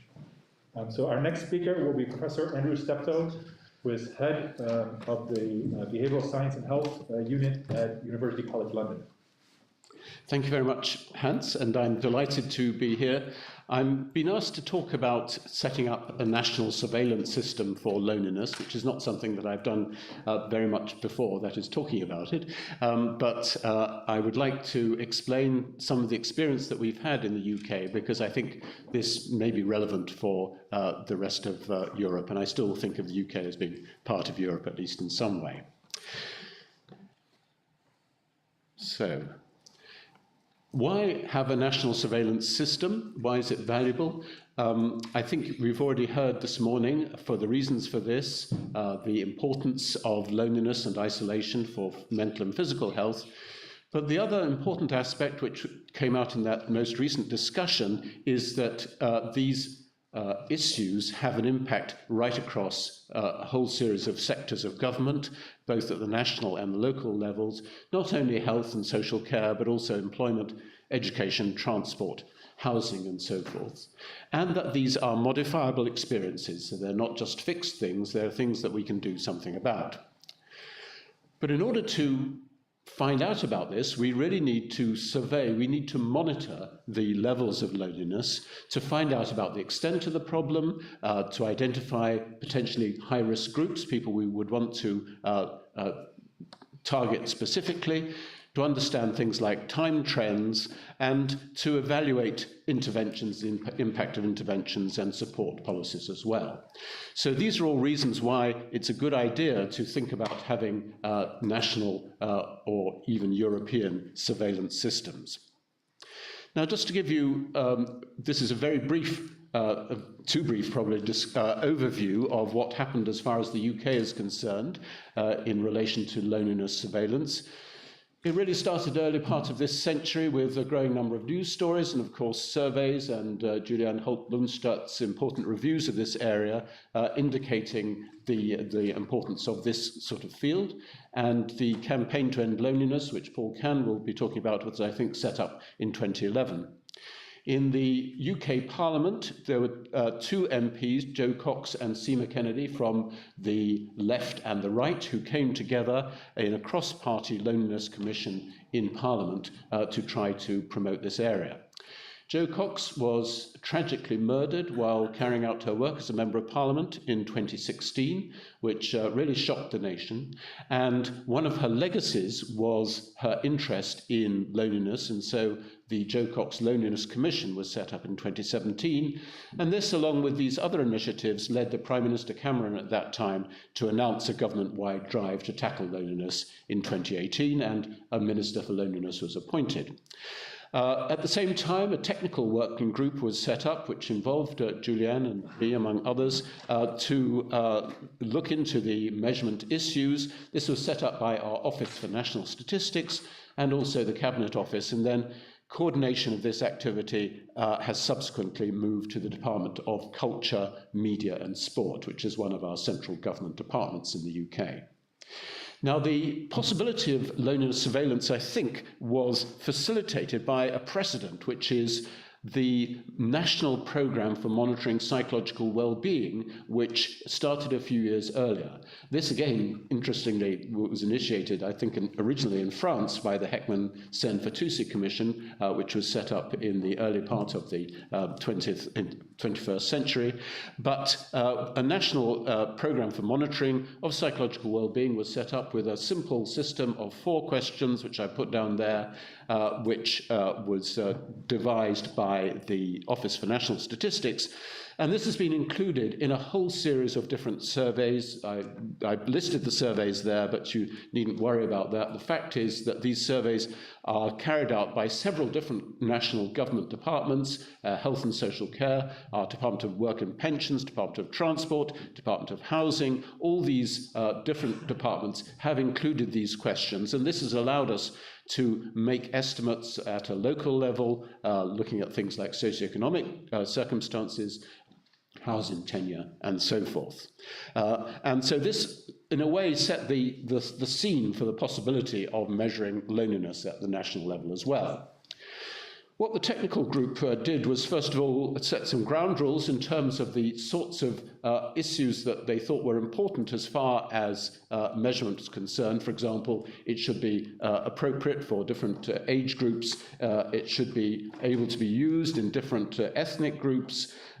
It shouldn't do any harm to respondents, so the measurement shouldn't do this, and it should not stigmatize loneliness, which is a topic we have already spoken about, and will produce internationally comparable findings. So those were the sort of the issues that were kind of grounding the way of assessment. But the way of assessment, for those of you who know this area, is complicated. And one of the basic issues is whether you have a single item type of measure in a loneliness surveillance system or multiple item measures.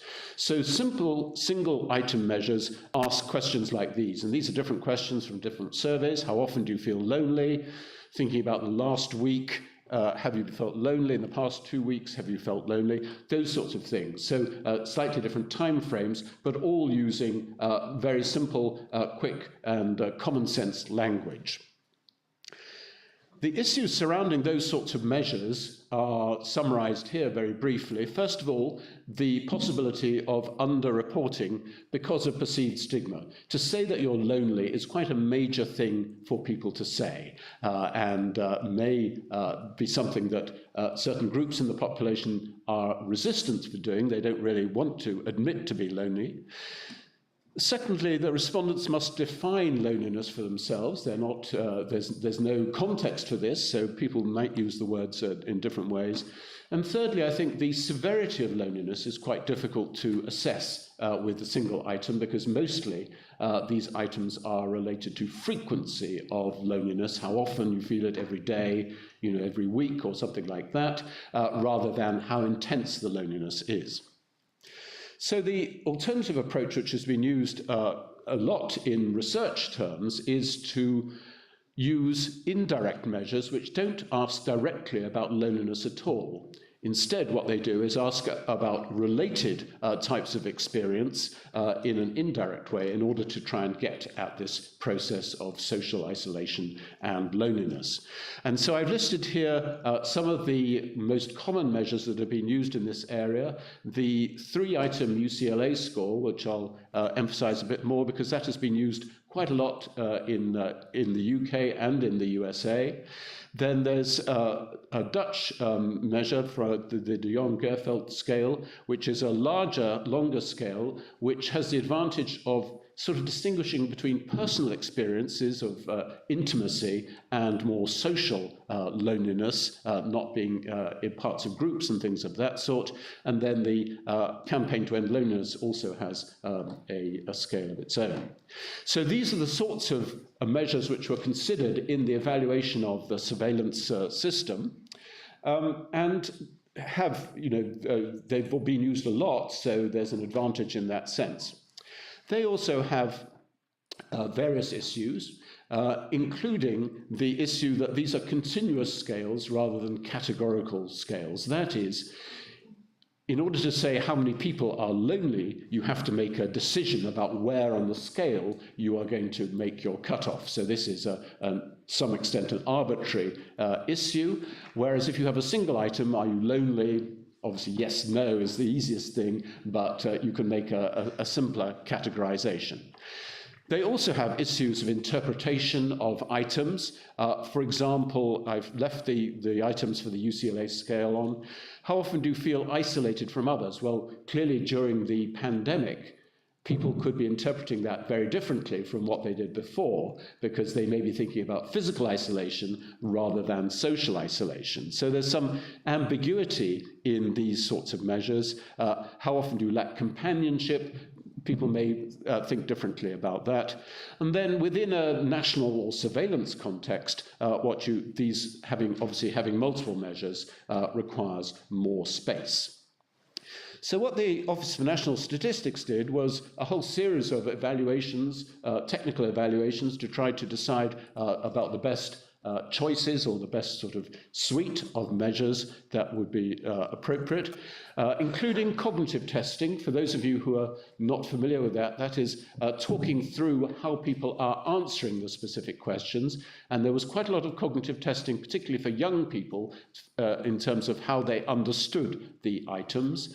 And then there were some evaluations looking, for example, at the order of the items, the response options, how many different categories you might have for responding, you know, every day, every week, every month, all those sorts of things, and then some comparisons of the single direct and multiple indirect measures.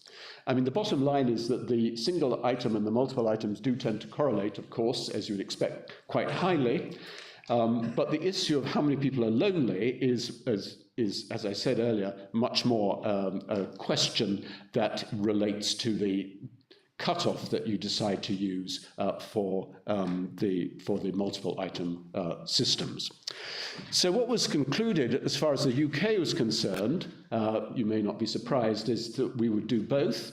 We would include both the multiple item measure and the 3-item UCLA scale was decided on, with these 3 categories of response from hardly ever or never, some of the time or often. So people were asked how often they felt left out and had to answer on those things. And then a single item, how often do you feel lonely?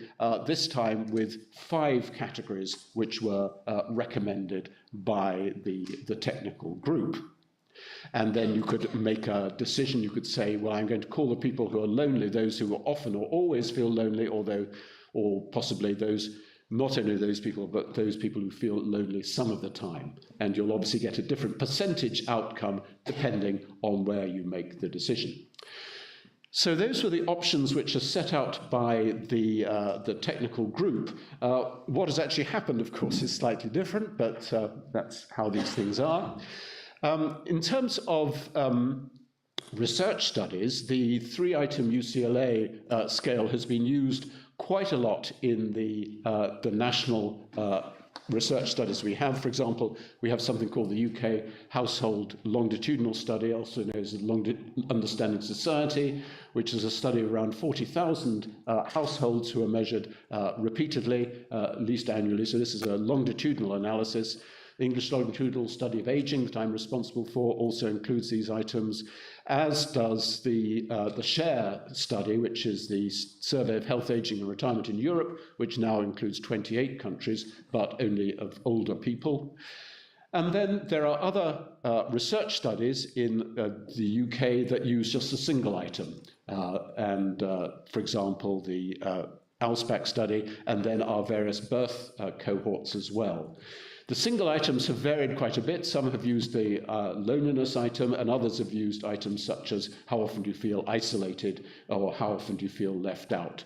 So we still haven't achieved proper comparability. As far as national surveys are concerned and government surveys are concerned, this is the current situation. There are some other surveys which I haven't included here, but as I understand it, this is the current situation. So the single item measure is used in quite a number of studies, and it's important to notice that these studies do come from a number of different departments of government, but particularly in areas of housing and in sort of areas of community and things of that sort, whereas the full set of items is used in 2 surveys. One is called Community Life, which is a general survey, and the other is the National Travel Survey, which asks people about their travel habits. So it's a mixed pattern, but on the other hand, it's kind of early days, and I think it's really up to the policymakers and the people involved in these studies to demonstrate which of these methods is going to be more useful and whether it's valuable to include both the multiple item and the single item measures. And I think this afternoon we'll talk a bit more about that. As far as the government is concerned, they have been releasing annual reports now since 2019. So the most recent one is in February 2022. These are prefaced by the Minister for Loneliness, who unfortunately tends to change between the different surveys, but they talk about the way in which these different methods have been used. So those people who are interested in finding out about this could follow up that information. So I think that's really what I wanted to say altogether as far as the surveillance systems in the UK is concerned. Quite a lot of technical work and some very thoughtful investigation and understanding of what is to be measured. How that actually works in practice is, of course, something which, as many of you policymakers will know, there can be some separation, shall I say, from ideal to practical policy measurement. Thank you very much.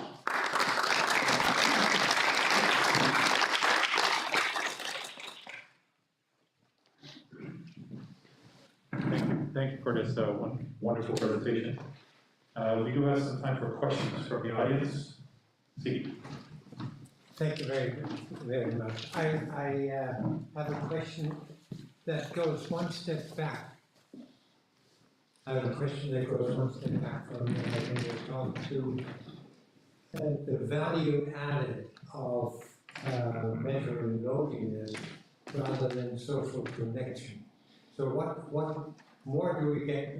Is it really that we get at more information that is important for intervention, or does it have to do more with raising funds that is easier for a problem than for if you were talking about social connection? So we know from the previous talks that somehow social connection was the more important indicator, and yet unless we talk about loneliness, maybe people will not be roused to free funds for research. Well, I think you probably answered your own question there, but Paul will be able to say more about that from the campaign to end loneliness. I think, if we went back, it would have been great to have national surveillance of social isolation indicators, and I think we may be talking a little bit about that this afternoon in one of the round tables. But loneliness is the thing which has captured a lot of public interest, and whereas social isolation, which is a more complicated and sort of subtle experience in some ways and harder to measure, it certainly requires multiple questions, because really you want to talk about living conditions, you want to talk about contact with other people, you want to talk about people's membership and involvement in organizations. All these things, which are certainly done in the research context, are much harder to put into national surveillance systems. Thank you, Siggy, and thank you, Andrew. The next question will be from Bastien Paris, one of our master students at the university.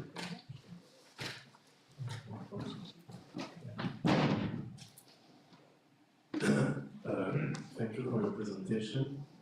You presented as an issue the use of multiple item measures because they are continuous rather than categorical. Don't you think that it may instead be an advantage, as Julien stated, that social connection is best conceptualized as a continuum?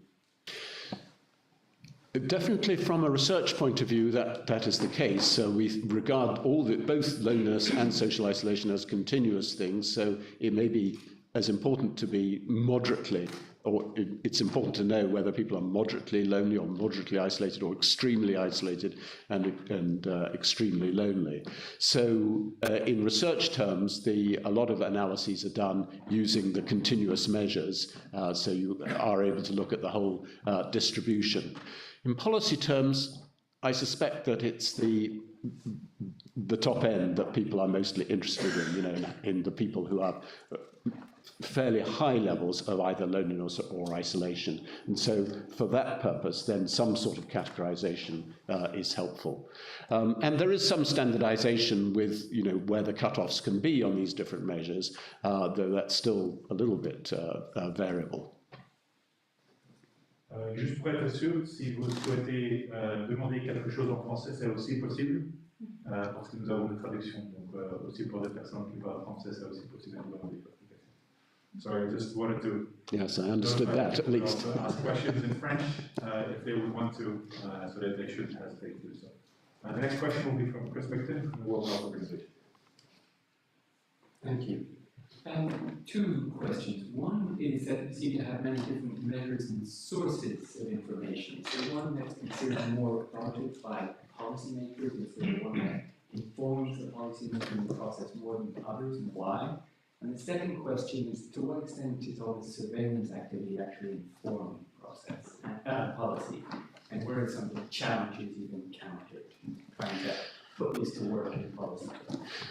Yes, those are complicated questions, and I think to some extent it's early days. I mean, one of the main reasons for doing this sort of surveillance is to see what the impact is of different sorts of interventions on the population at large. Obviously, you can do an intervention study on a specific group of people and make some assessment there, but what you really want to do is to try to understand what's going on in the population at large, if during a period of some intervention.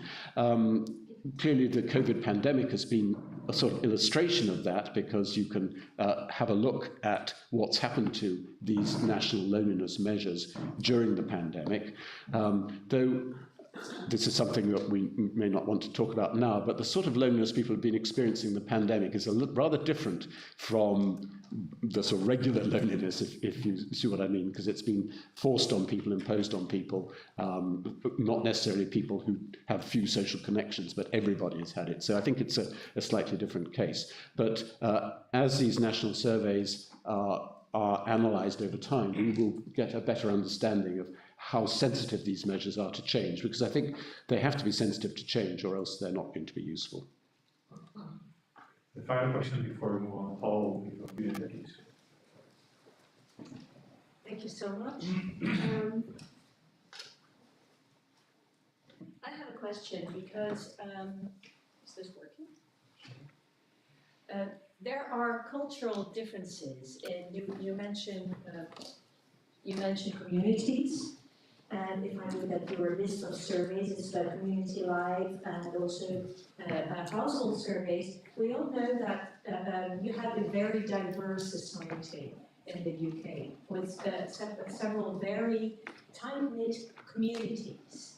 You have communities from Asia and also from Africa, which are sometimes very tight-knit. So what are you also trying to include that type of factor, the cultural factor, into your surveys?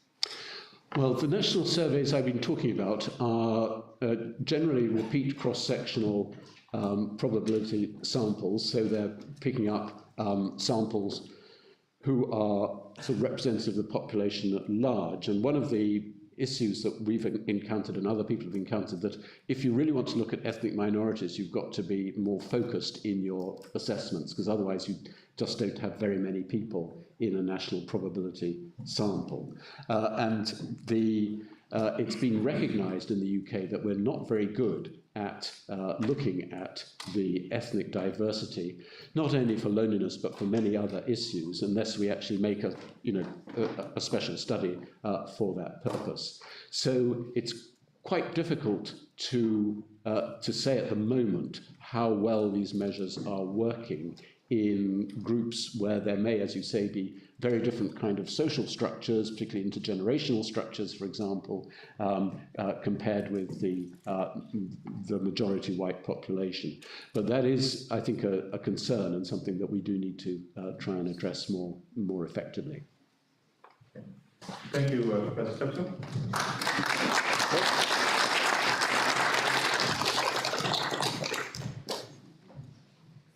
We'll continue with the work in the UK. And we'll next have Paul Tan, co-founder of Campaigns to End Loneliness.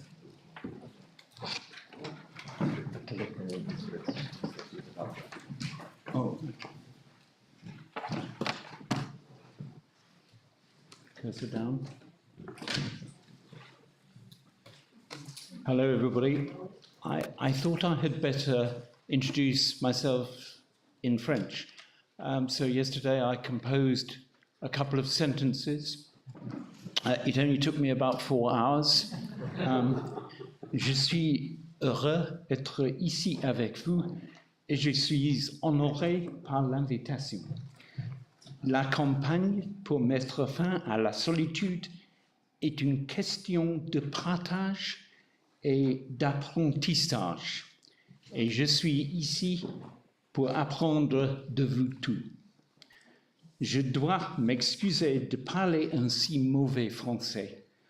C'est la faute du système d'éducation britannique. But not the UCL, Andrew. Mais sur une note plus légère, si je commence maintenant à m'excuser pour le Royaume-Uni, où cela finira-t-il? So I want to talk about these issues.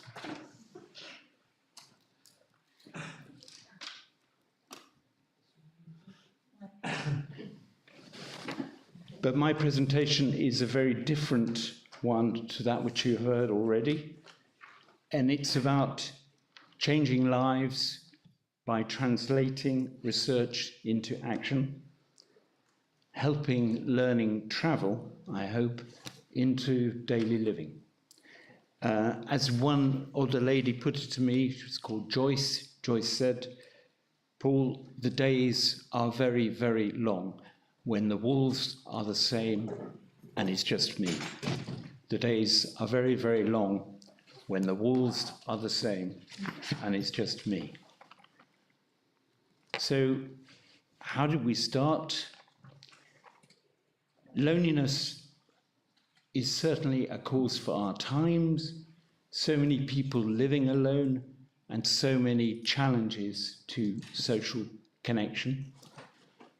Quite a few years ago, my previous charity did a survey which showed troubling levels of loneliness amongst older people and increasing. And this survey enraged one of the members of our House of Lords, a baroness called Baroness Julia Neuberger, who was so moved and enraged by this survey that she called me over to the House of Lords and told me to get stuck in and involved in doing something. So the first place we thought we would start was learning from the academics, learning from the knowledge about loneliness and social connection. And the wonderful Calouste Gulbenkian Foundation convened a small round table at which we gathered together. And then we had a meeting for the academics to tell us about their work, which was held in what used to be Oxford Prison and is now a Malmaison Hotel, which is part of a chain of hotels called Malmaison. I thought this was a brilliant piece of imaginative symbolism of the trap of loneliness, and everybody else just thought it was extremely uncomfortable and claustrophobic. I think we were lucky because there were only 4 of us getting together in the first instance, and that compactness enabled us to be nimble in driving things forward in the early stages. We were very lucky that the Calouste Gulbenkian Foundation realized that this is an issue that is not going away, so neither would their funding. And we were lucky to hire a very brilliant director. And just going to that point about loneliness as a fundraiser, which I think is a very important and relevant issue. We debated what we should be called, but we chose this word loneliness and the campaign to end loneliness, choosing the negative, because we believe that you have to name the demon, name the area that you're trying to address. We wanted to give it urgency. And I think that urgency, I would say, is not manufactured, though I have worries sometimes that it is used as a fundraiser and very effectively so. But that is an issue we could debate in the bar. So some of the things that we've done, just to show you, and I will just pull out a couple of things from this slide. I'd mention, as has been mentioned already, the development of a loneliness strategy by the government in 2018, with that core notion of this thing called social prescribing. And secondly, I'd mention that we are now hosted by and belong within a nationally respected evidence centre, the What Works Centre for Wellbeing. And these were government-instigated focal points for gathering knowledge in order to drive change. When I say we, I am talking about the campaign, but very much within the middle of a community of increasingly many agencies and people who got involved. Some of the issues that we addressed. How do you find lonely people? And one of the innovations was to use what are called heat maps. I don't know if that's a familiar term, where analysing local data and looking at combinations of factors that are likely to lead to loneliness, such as living alone, being in poor health. We were trying to push forward the quest to identify lonely people. We've heard a great deal about measurement, absolutely right, and core. My only observation is comparability between where you are now and where you will be in future, and of course comparability with other players, other contexts. I think those things are crucial. We issued guidance to local authorities on loneliness and isolation, and what we also tried to do in a subsequent report was capture what appeared to look like success. Interventions, activities, services ranging far and wide, from the good gym to men in sheds to befriending schemes. There's a whole catalogue there. And we named those promising approaches because we didn't necessarily have the hard evidence base. We did a piece of work looking at how we ourselves can interact and navigate our way through our loneliness. And this was called The Psychology of Loneliness. And recently, we gathered together, as I'm sure you all did, organizations working with people during COVID to learn how we can make sense of where we are now and how we can go forward, and what we are describing and articulating as a connected recovery. Those were some of the things we did, and going to the we in this, obviously this is a collaboration, absolutely vital for people to work together. I just mention a few agencies there. Andrew mentioned the Joe Cox Commission on Loneliness, and the British Red Cross have been playing a really central spearheading role in this, but there are many others. We looked to the leaders in thinking and practice, including the professors, John Cacioppo, of course, and I was reflecting, Julianne, it's 10 years ago since you came to that conference in Oxford and told us about your work. 10 years ago. This wasn't the conference in the prison, I have to say.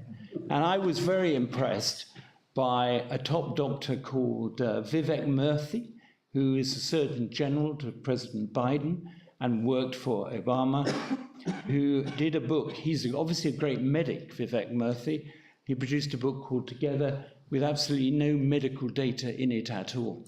And I thought that was brilliant about telling the stories that actually have foundations in knowledge. And the writers as diverse as Olivia Lang, talking about the lonely city, New York, which in fact is a lonely city we all inhabit.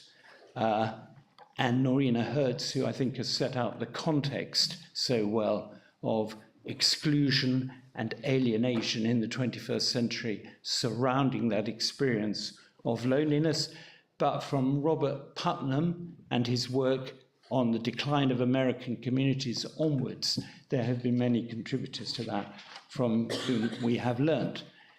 But I think at a different level, it has been so important to tell the story in a vivid way, in a way which will reach out and is catchy, has impact of an immediate kind. So bear with me while I show you this graphic.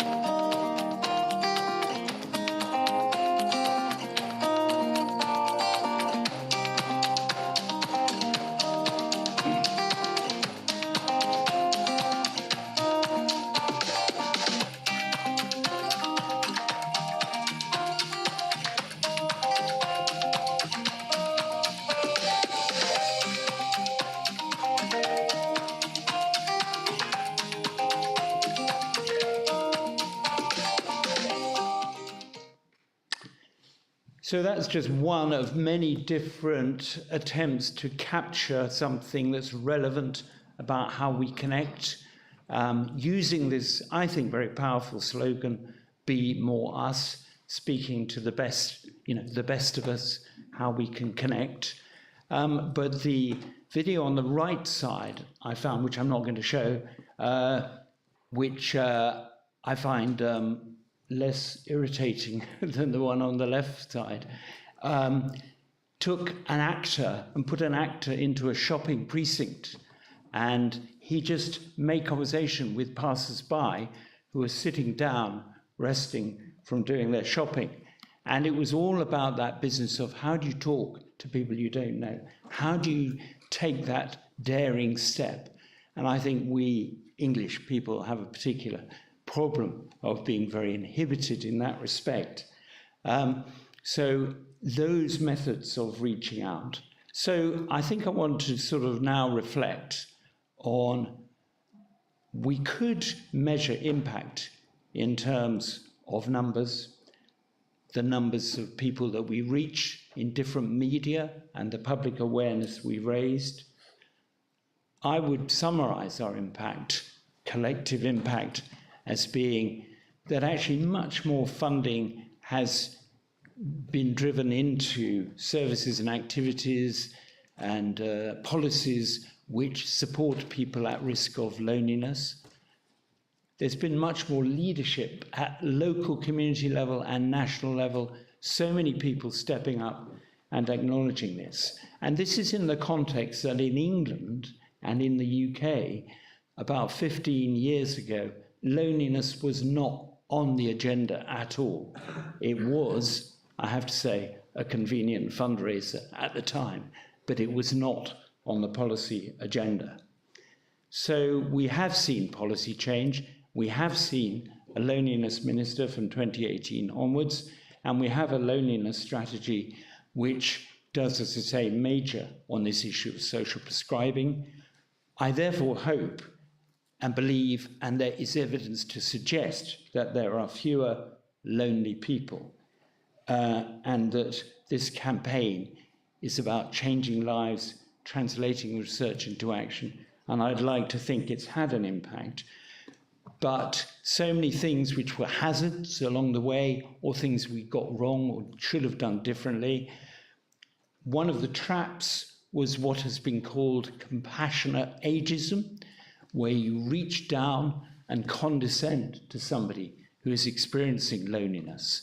And at different times, reference was made to the loneliness industry because there was so much more activity happening. It was as if an industry had grown up. I take that positively, but it is something one continually has to work to avoid. We didn't engage business and the private sector from the start, and although we have done some things and there are some good collaborations with business, there is a long, long way to go.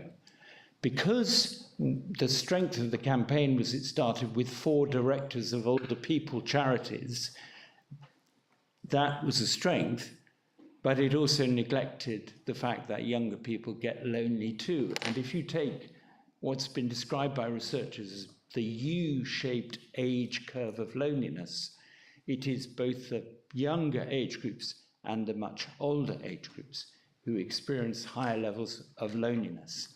I think that is very powerful. So I've really welcomed the campaign Lonely Not Alone, which has been running now for a couple of years in the UK. We've done a little bit of work on proving the economic case, showing the cost effectiveness of intervening, for example, with the London School of Economics, but we should have done a lot more. We need to do a lot more. Andrew referred to Joe Cox, and out of that tragedy, I like to think there has been a silver lining around the fact that, unfortunately, in a way, it turbocharged action and was influential in framing the loneliness strategy. And I think I would just throw in another one, which is we didn't involve directly on our governance older people themselves as older people or younger people themselves as younger people. And you could argue that you have to do that to be authentic. We did that. We reached an understanding through research, through listening, voluminous research and a lot of listening.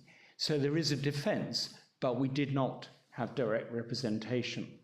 And finally, what I would just draw your attention to, if I may, is this little diagram here, which you won't be able to read.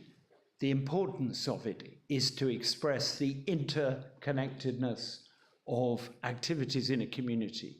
You have to have all the different things going on.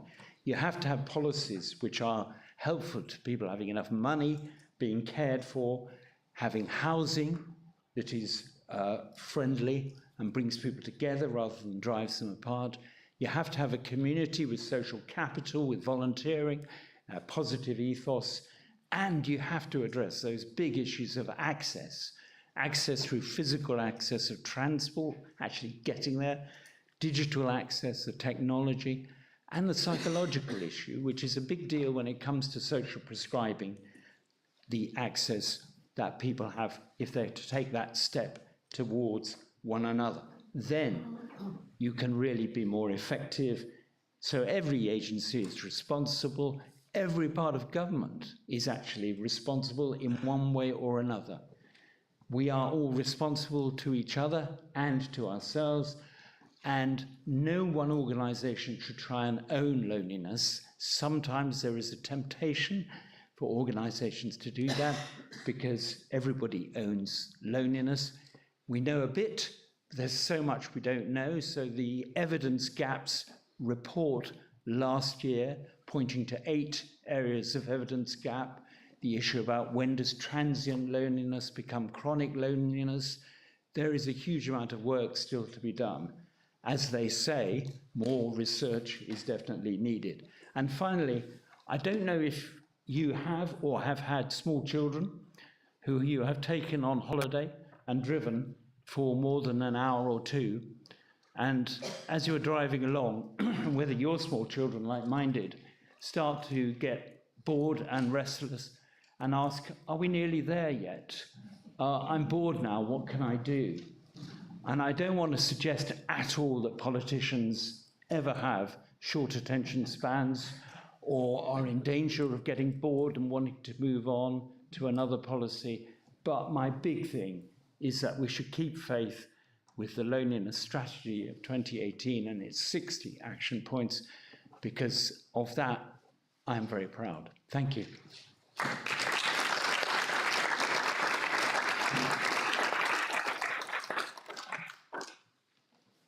We have some time for questions. Thank you very much, Paul, for sharing these experiences and wise words from the UK campaign.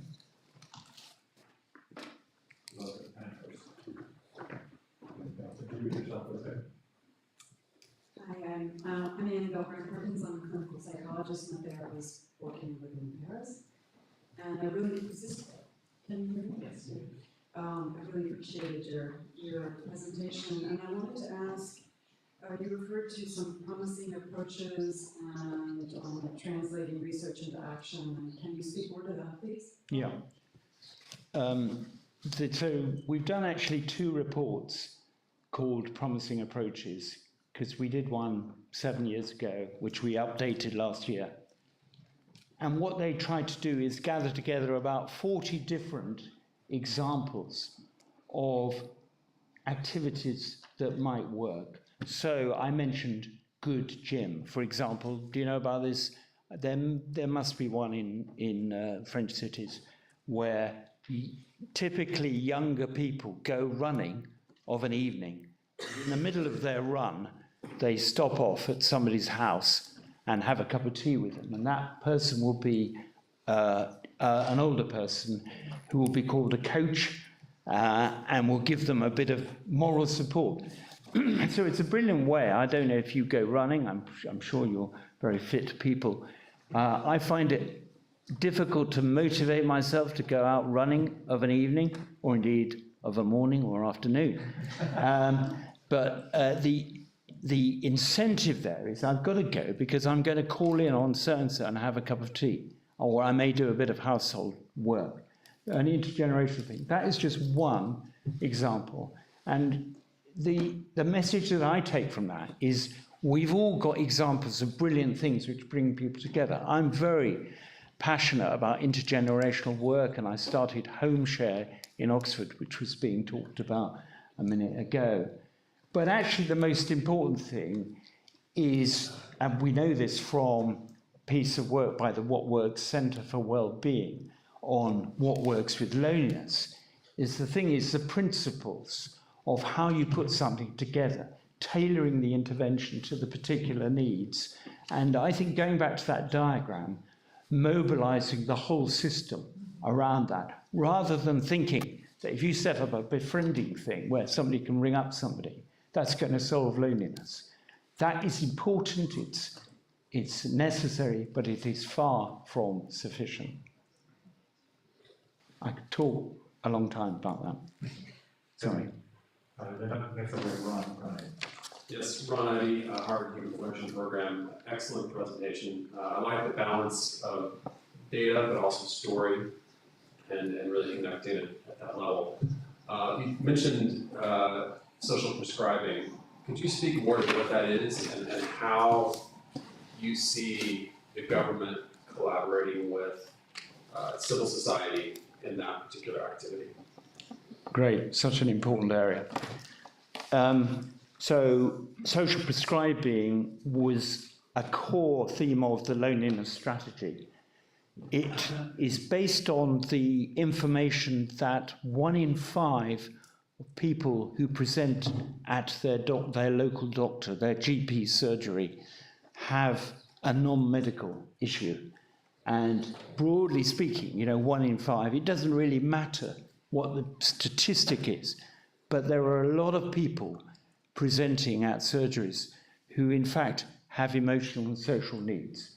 And social prescribing is an initiative set up by the government, the Department of Health, whereby every GP practice across the country by next year has to be doing social prescribing. They have to have link workers in place who will be employed to signpost and help people move towards something that would help them with the real issue in their lives, which may well not be medical. It may well be, okay, they may have a condition, they may have pills, but actually the profounder thing for them is their sense of social disconnection.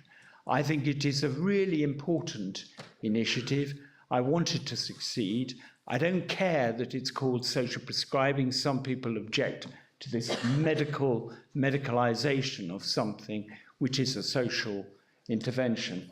But the thing I would come back to is, for it to work, we have to deal with those issues of access, physical access, digital access, and psychological. We have to help people make that long journey from being housebound, not feeling well, to going out and joining an art club or whatever it might be. That's a big deal, isn't it?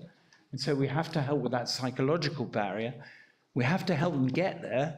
That's a huge issue in all communities, I think, is how do you actually travel to places when our transport system tries hard, but it is totally inadequate to make those connections. And then we have the digital thing, and this was brought out very much in COVID. We have so many people who are not online, particularly in the older age groups. So social prescribing, great thing, hope it works. There's a lot that's got to happen to support those link workers. I'll stop there. Okay. Thank you very much. If people have other questions, I would ask you to keep them until lunch. So we'll have lunch very, very soon. Both Andrew and Paul already referred to a strategy. So we're also very lucky that the Minister, the Undersecretary that has loneliness in his portfolio, has recorded a video for today, which will be on next before we break for lunch.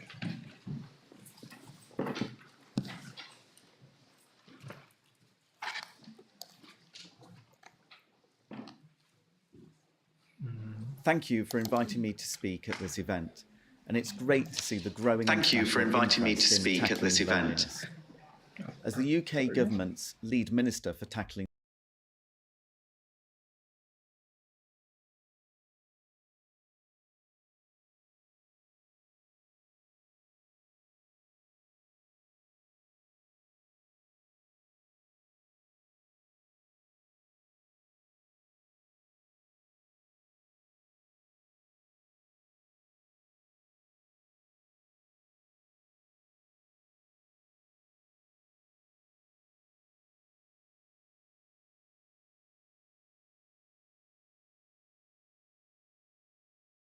Thank you for inviting me to speak at this event, and it's great to see the growing international interest in tackling loneliness.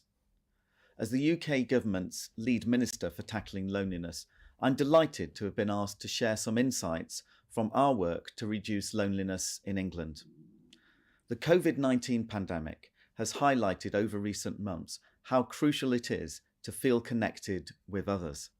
We know that a large number of people felt lonely and isolated in England long before the pandemic began. And these people are likely to continue to feel this way even without social distancing restrictions in place. And there are also those who have lost confidence because of the impacts of COVID-19 and who may struggle to reconnect or feel left behind as restrictions ease. For these reasons, tackling loneliness remains a priority for the UK government. We know that around 3 million people in England feel chronically lonely, and this means that they feel lonely often or all the time. This is the kind of loneliness that can lead to impacts on people's physical and mental health. Chronic loneliness can affect people's performance at work and in school, and those impacts on people's day-to-day lives result in cost to public services and the wider economy. Some groups, such as young people, disabled people, and people who are unemployed, are at a high risk of feeling chronically lonely. People living in deprived areas are also at higher risk. The need for government action to tackle loneliness in England was highlighted by the MP Jo Cox and the Jo Cox Commission on Loneliness in 2017. In response to this pioneering work, the UK appointed the world's first Minister for Loneliness in 2018. That same year, we published the world's first government strategy to tackle loneliness. This strategy recognises that organisations and individuals across society all have a role to play in making our country a place where people can have strong social relationships. It also sets out key ways for the government to drive forward change. We set out 3 objectives in the strategy that continue to underpin our work in tackling loneliness. Firstly, we believe that government can help to reduce the stigma around loneliness so that people feel able to reach out and ask for help if they feel lonely. Since 2019, we have been building a national conversation around loneliness through campaigns and communications. In 2021, during the UK's National Loneliness Awareness Week, our campaign helped to reach millions of people with practical tips and guidance.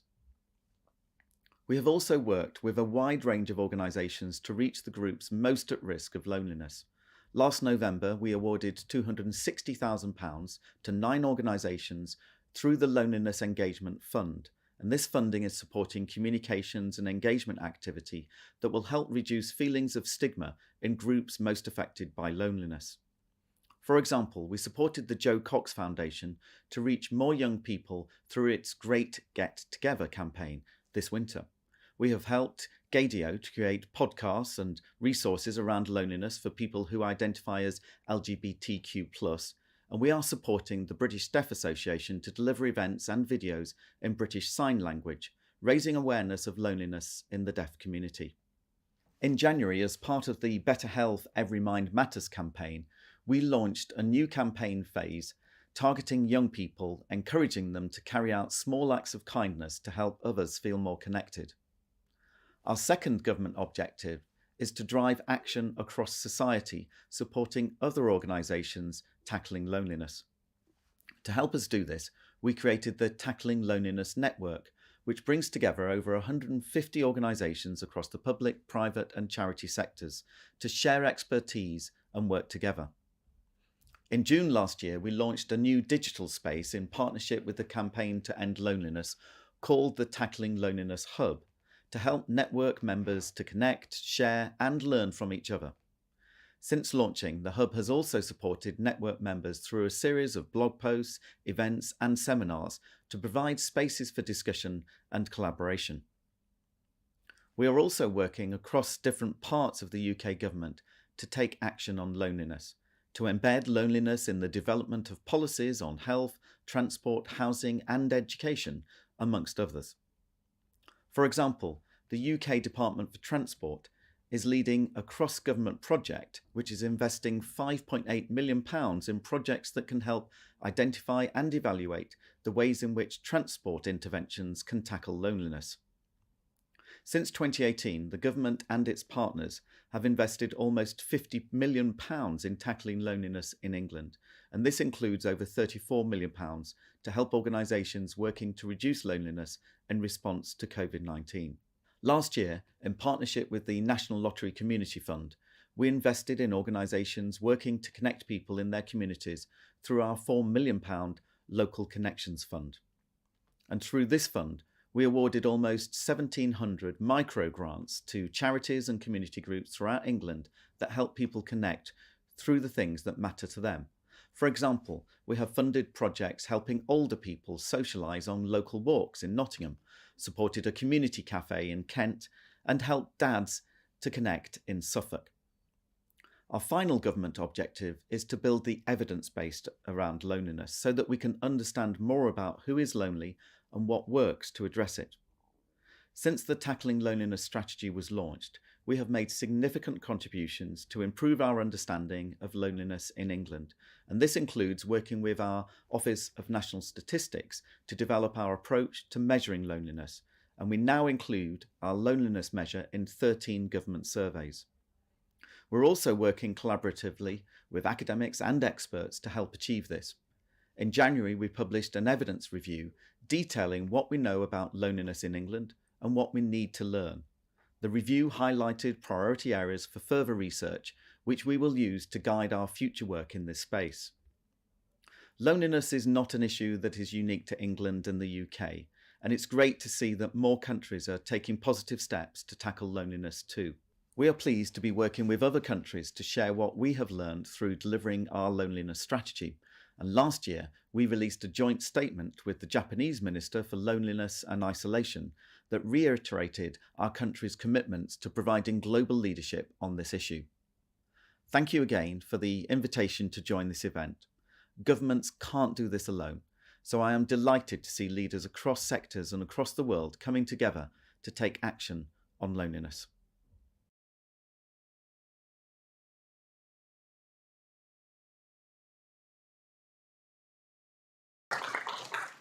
So that was our last activity before lunch. Lunch will be in the same place downstairs where we have coffee. And our students will also guide you back up. We'll start up again a couple minutes after lunch.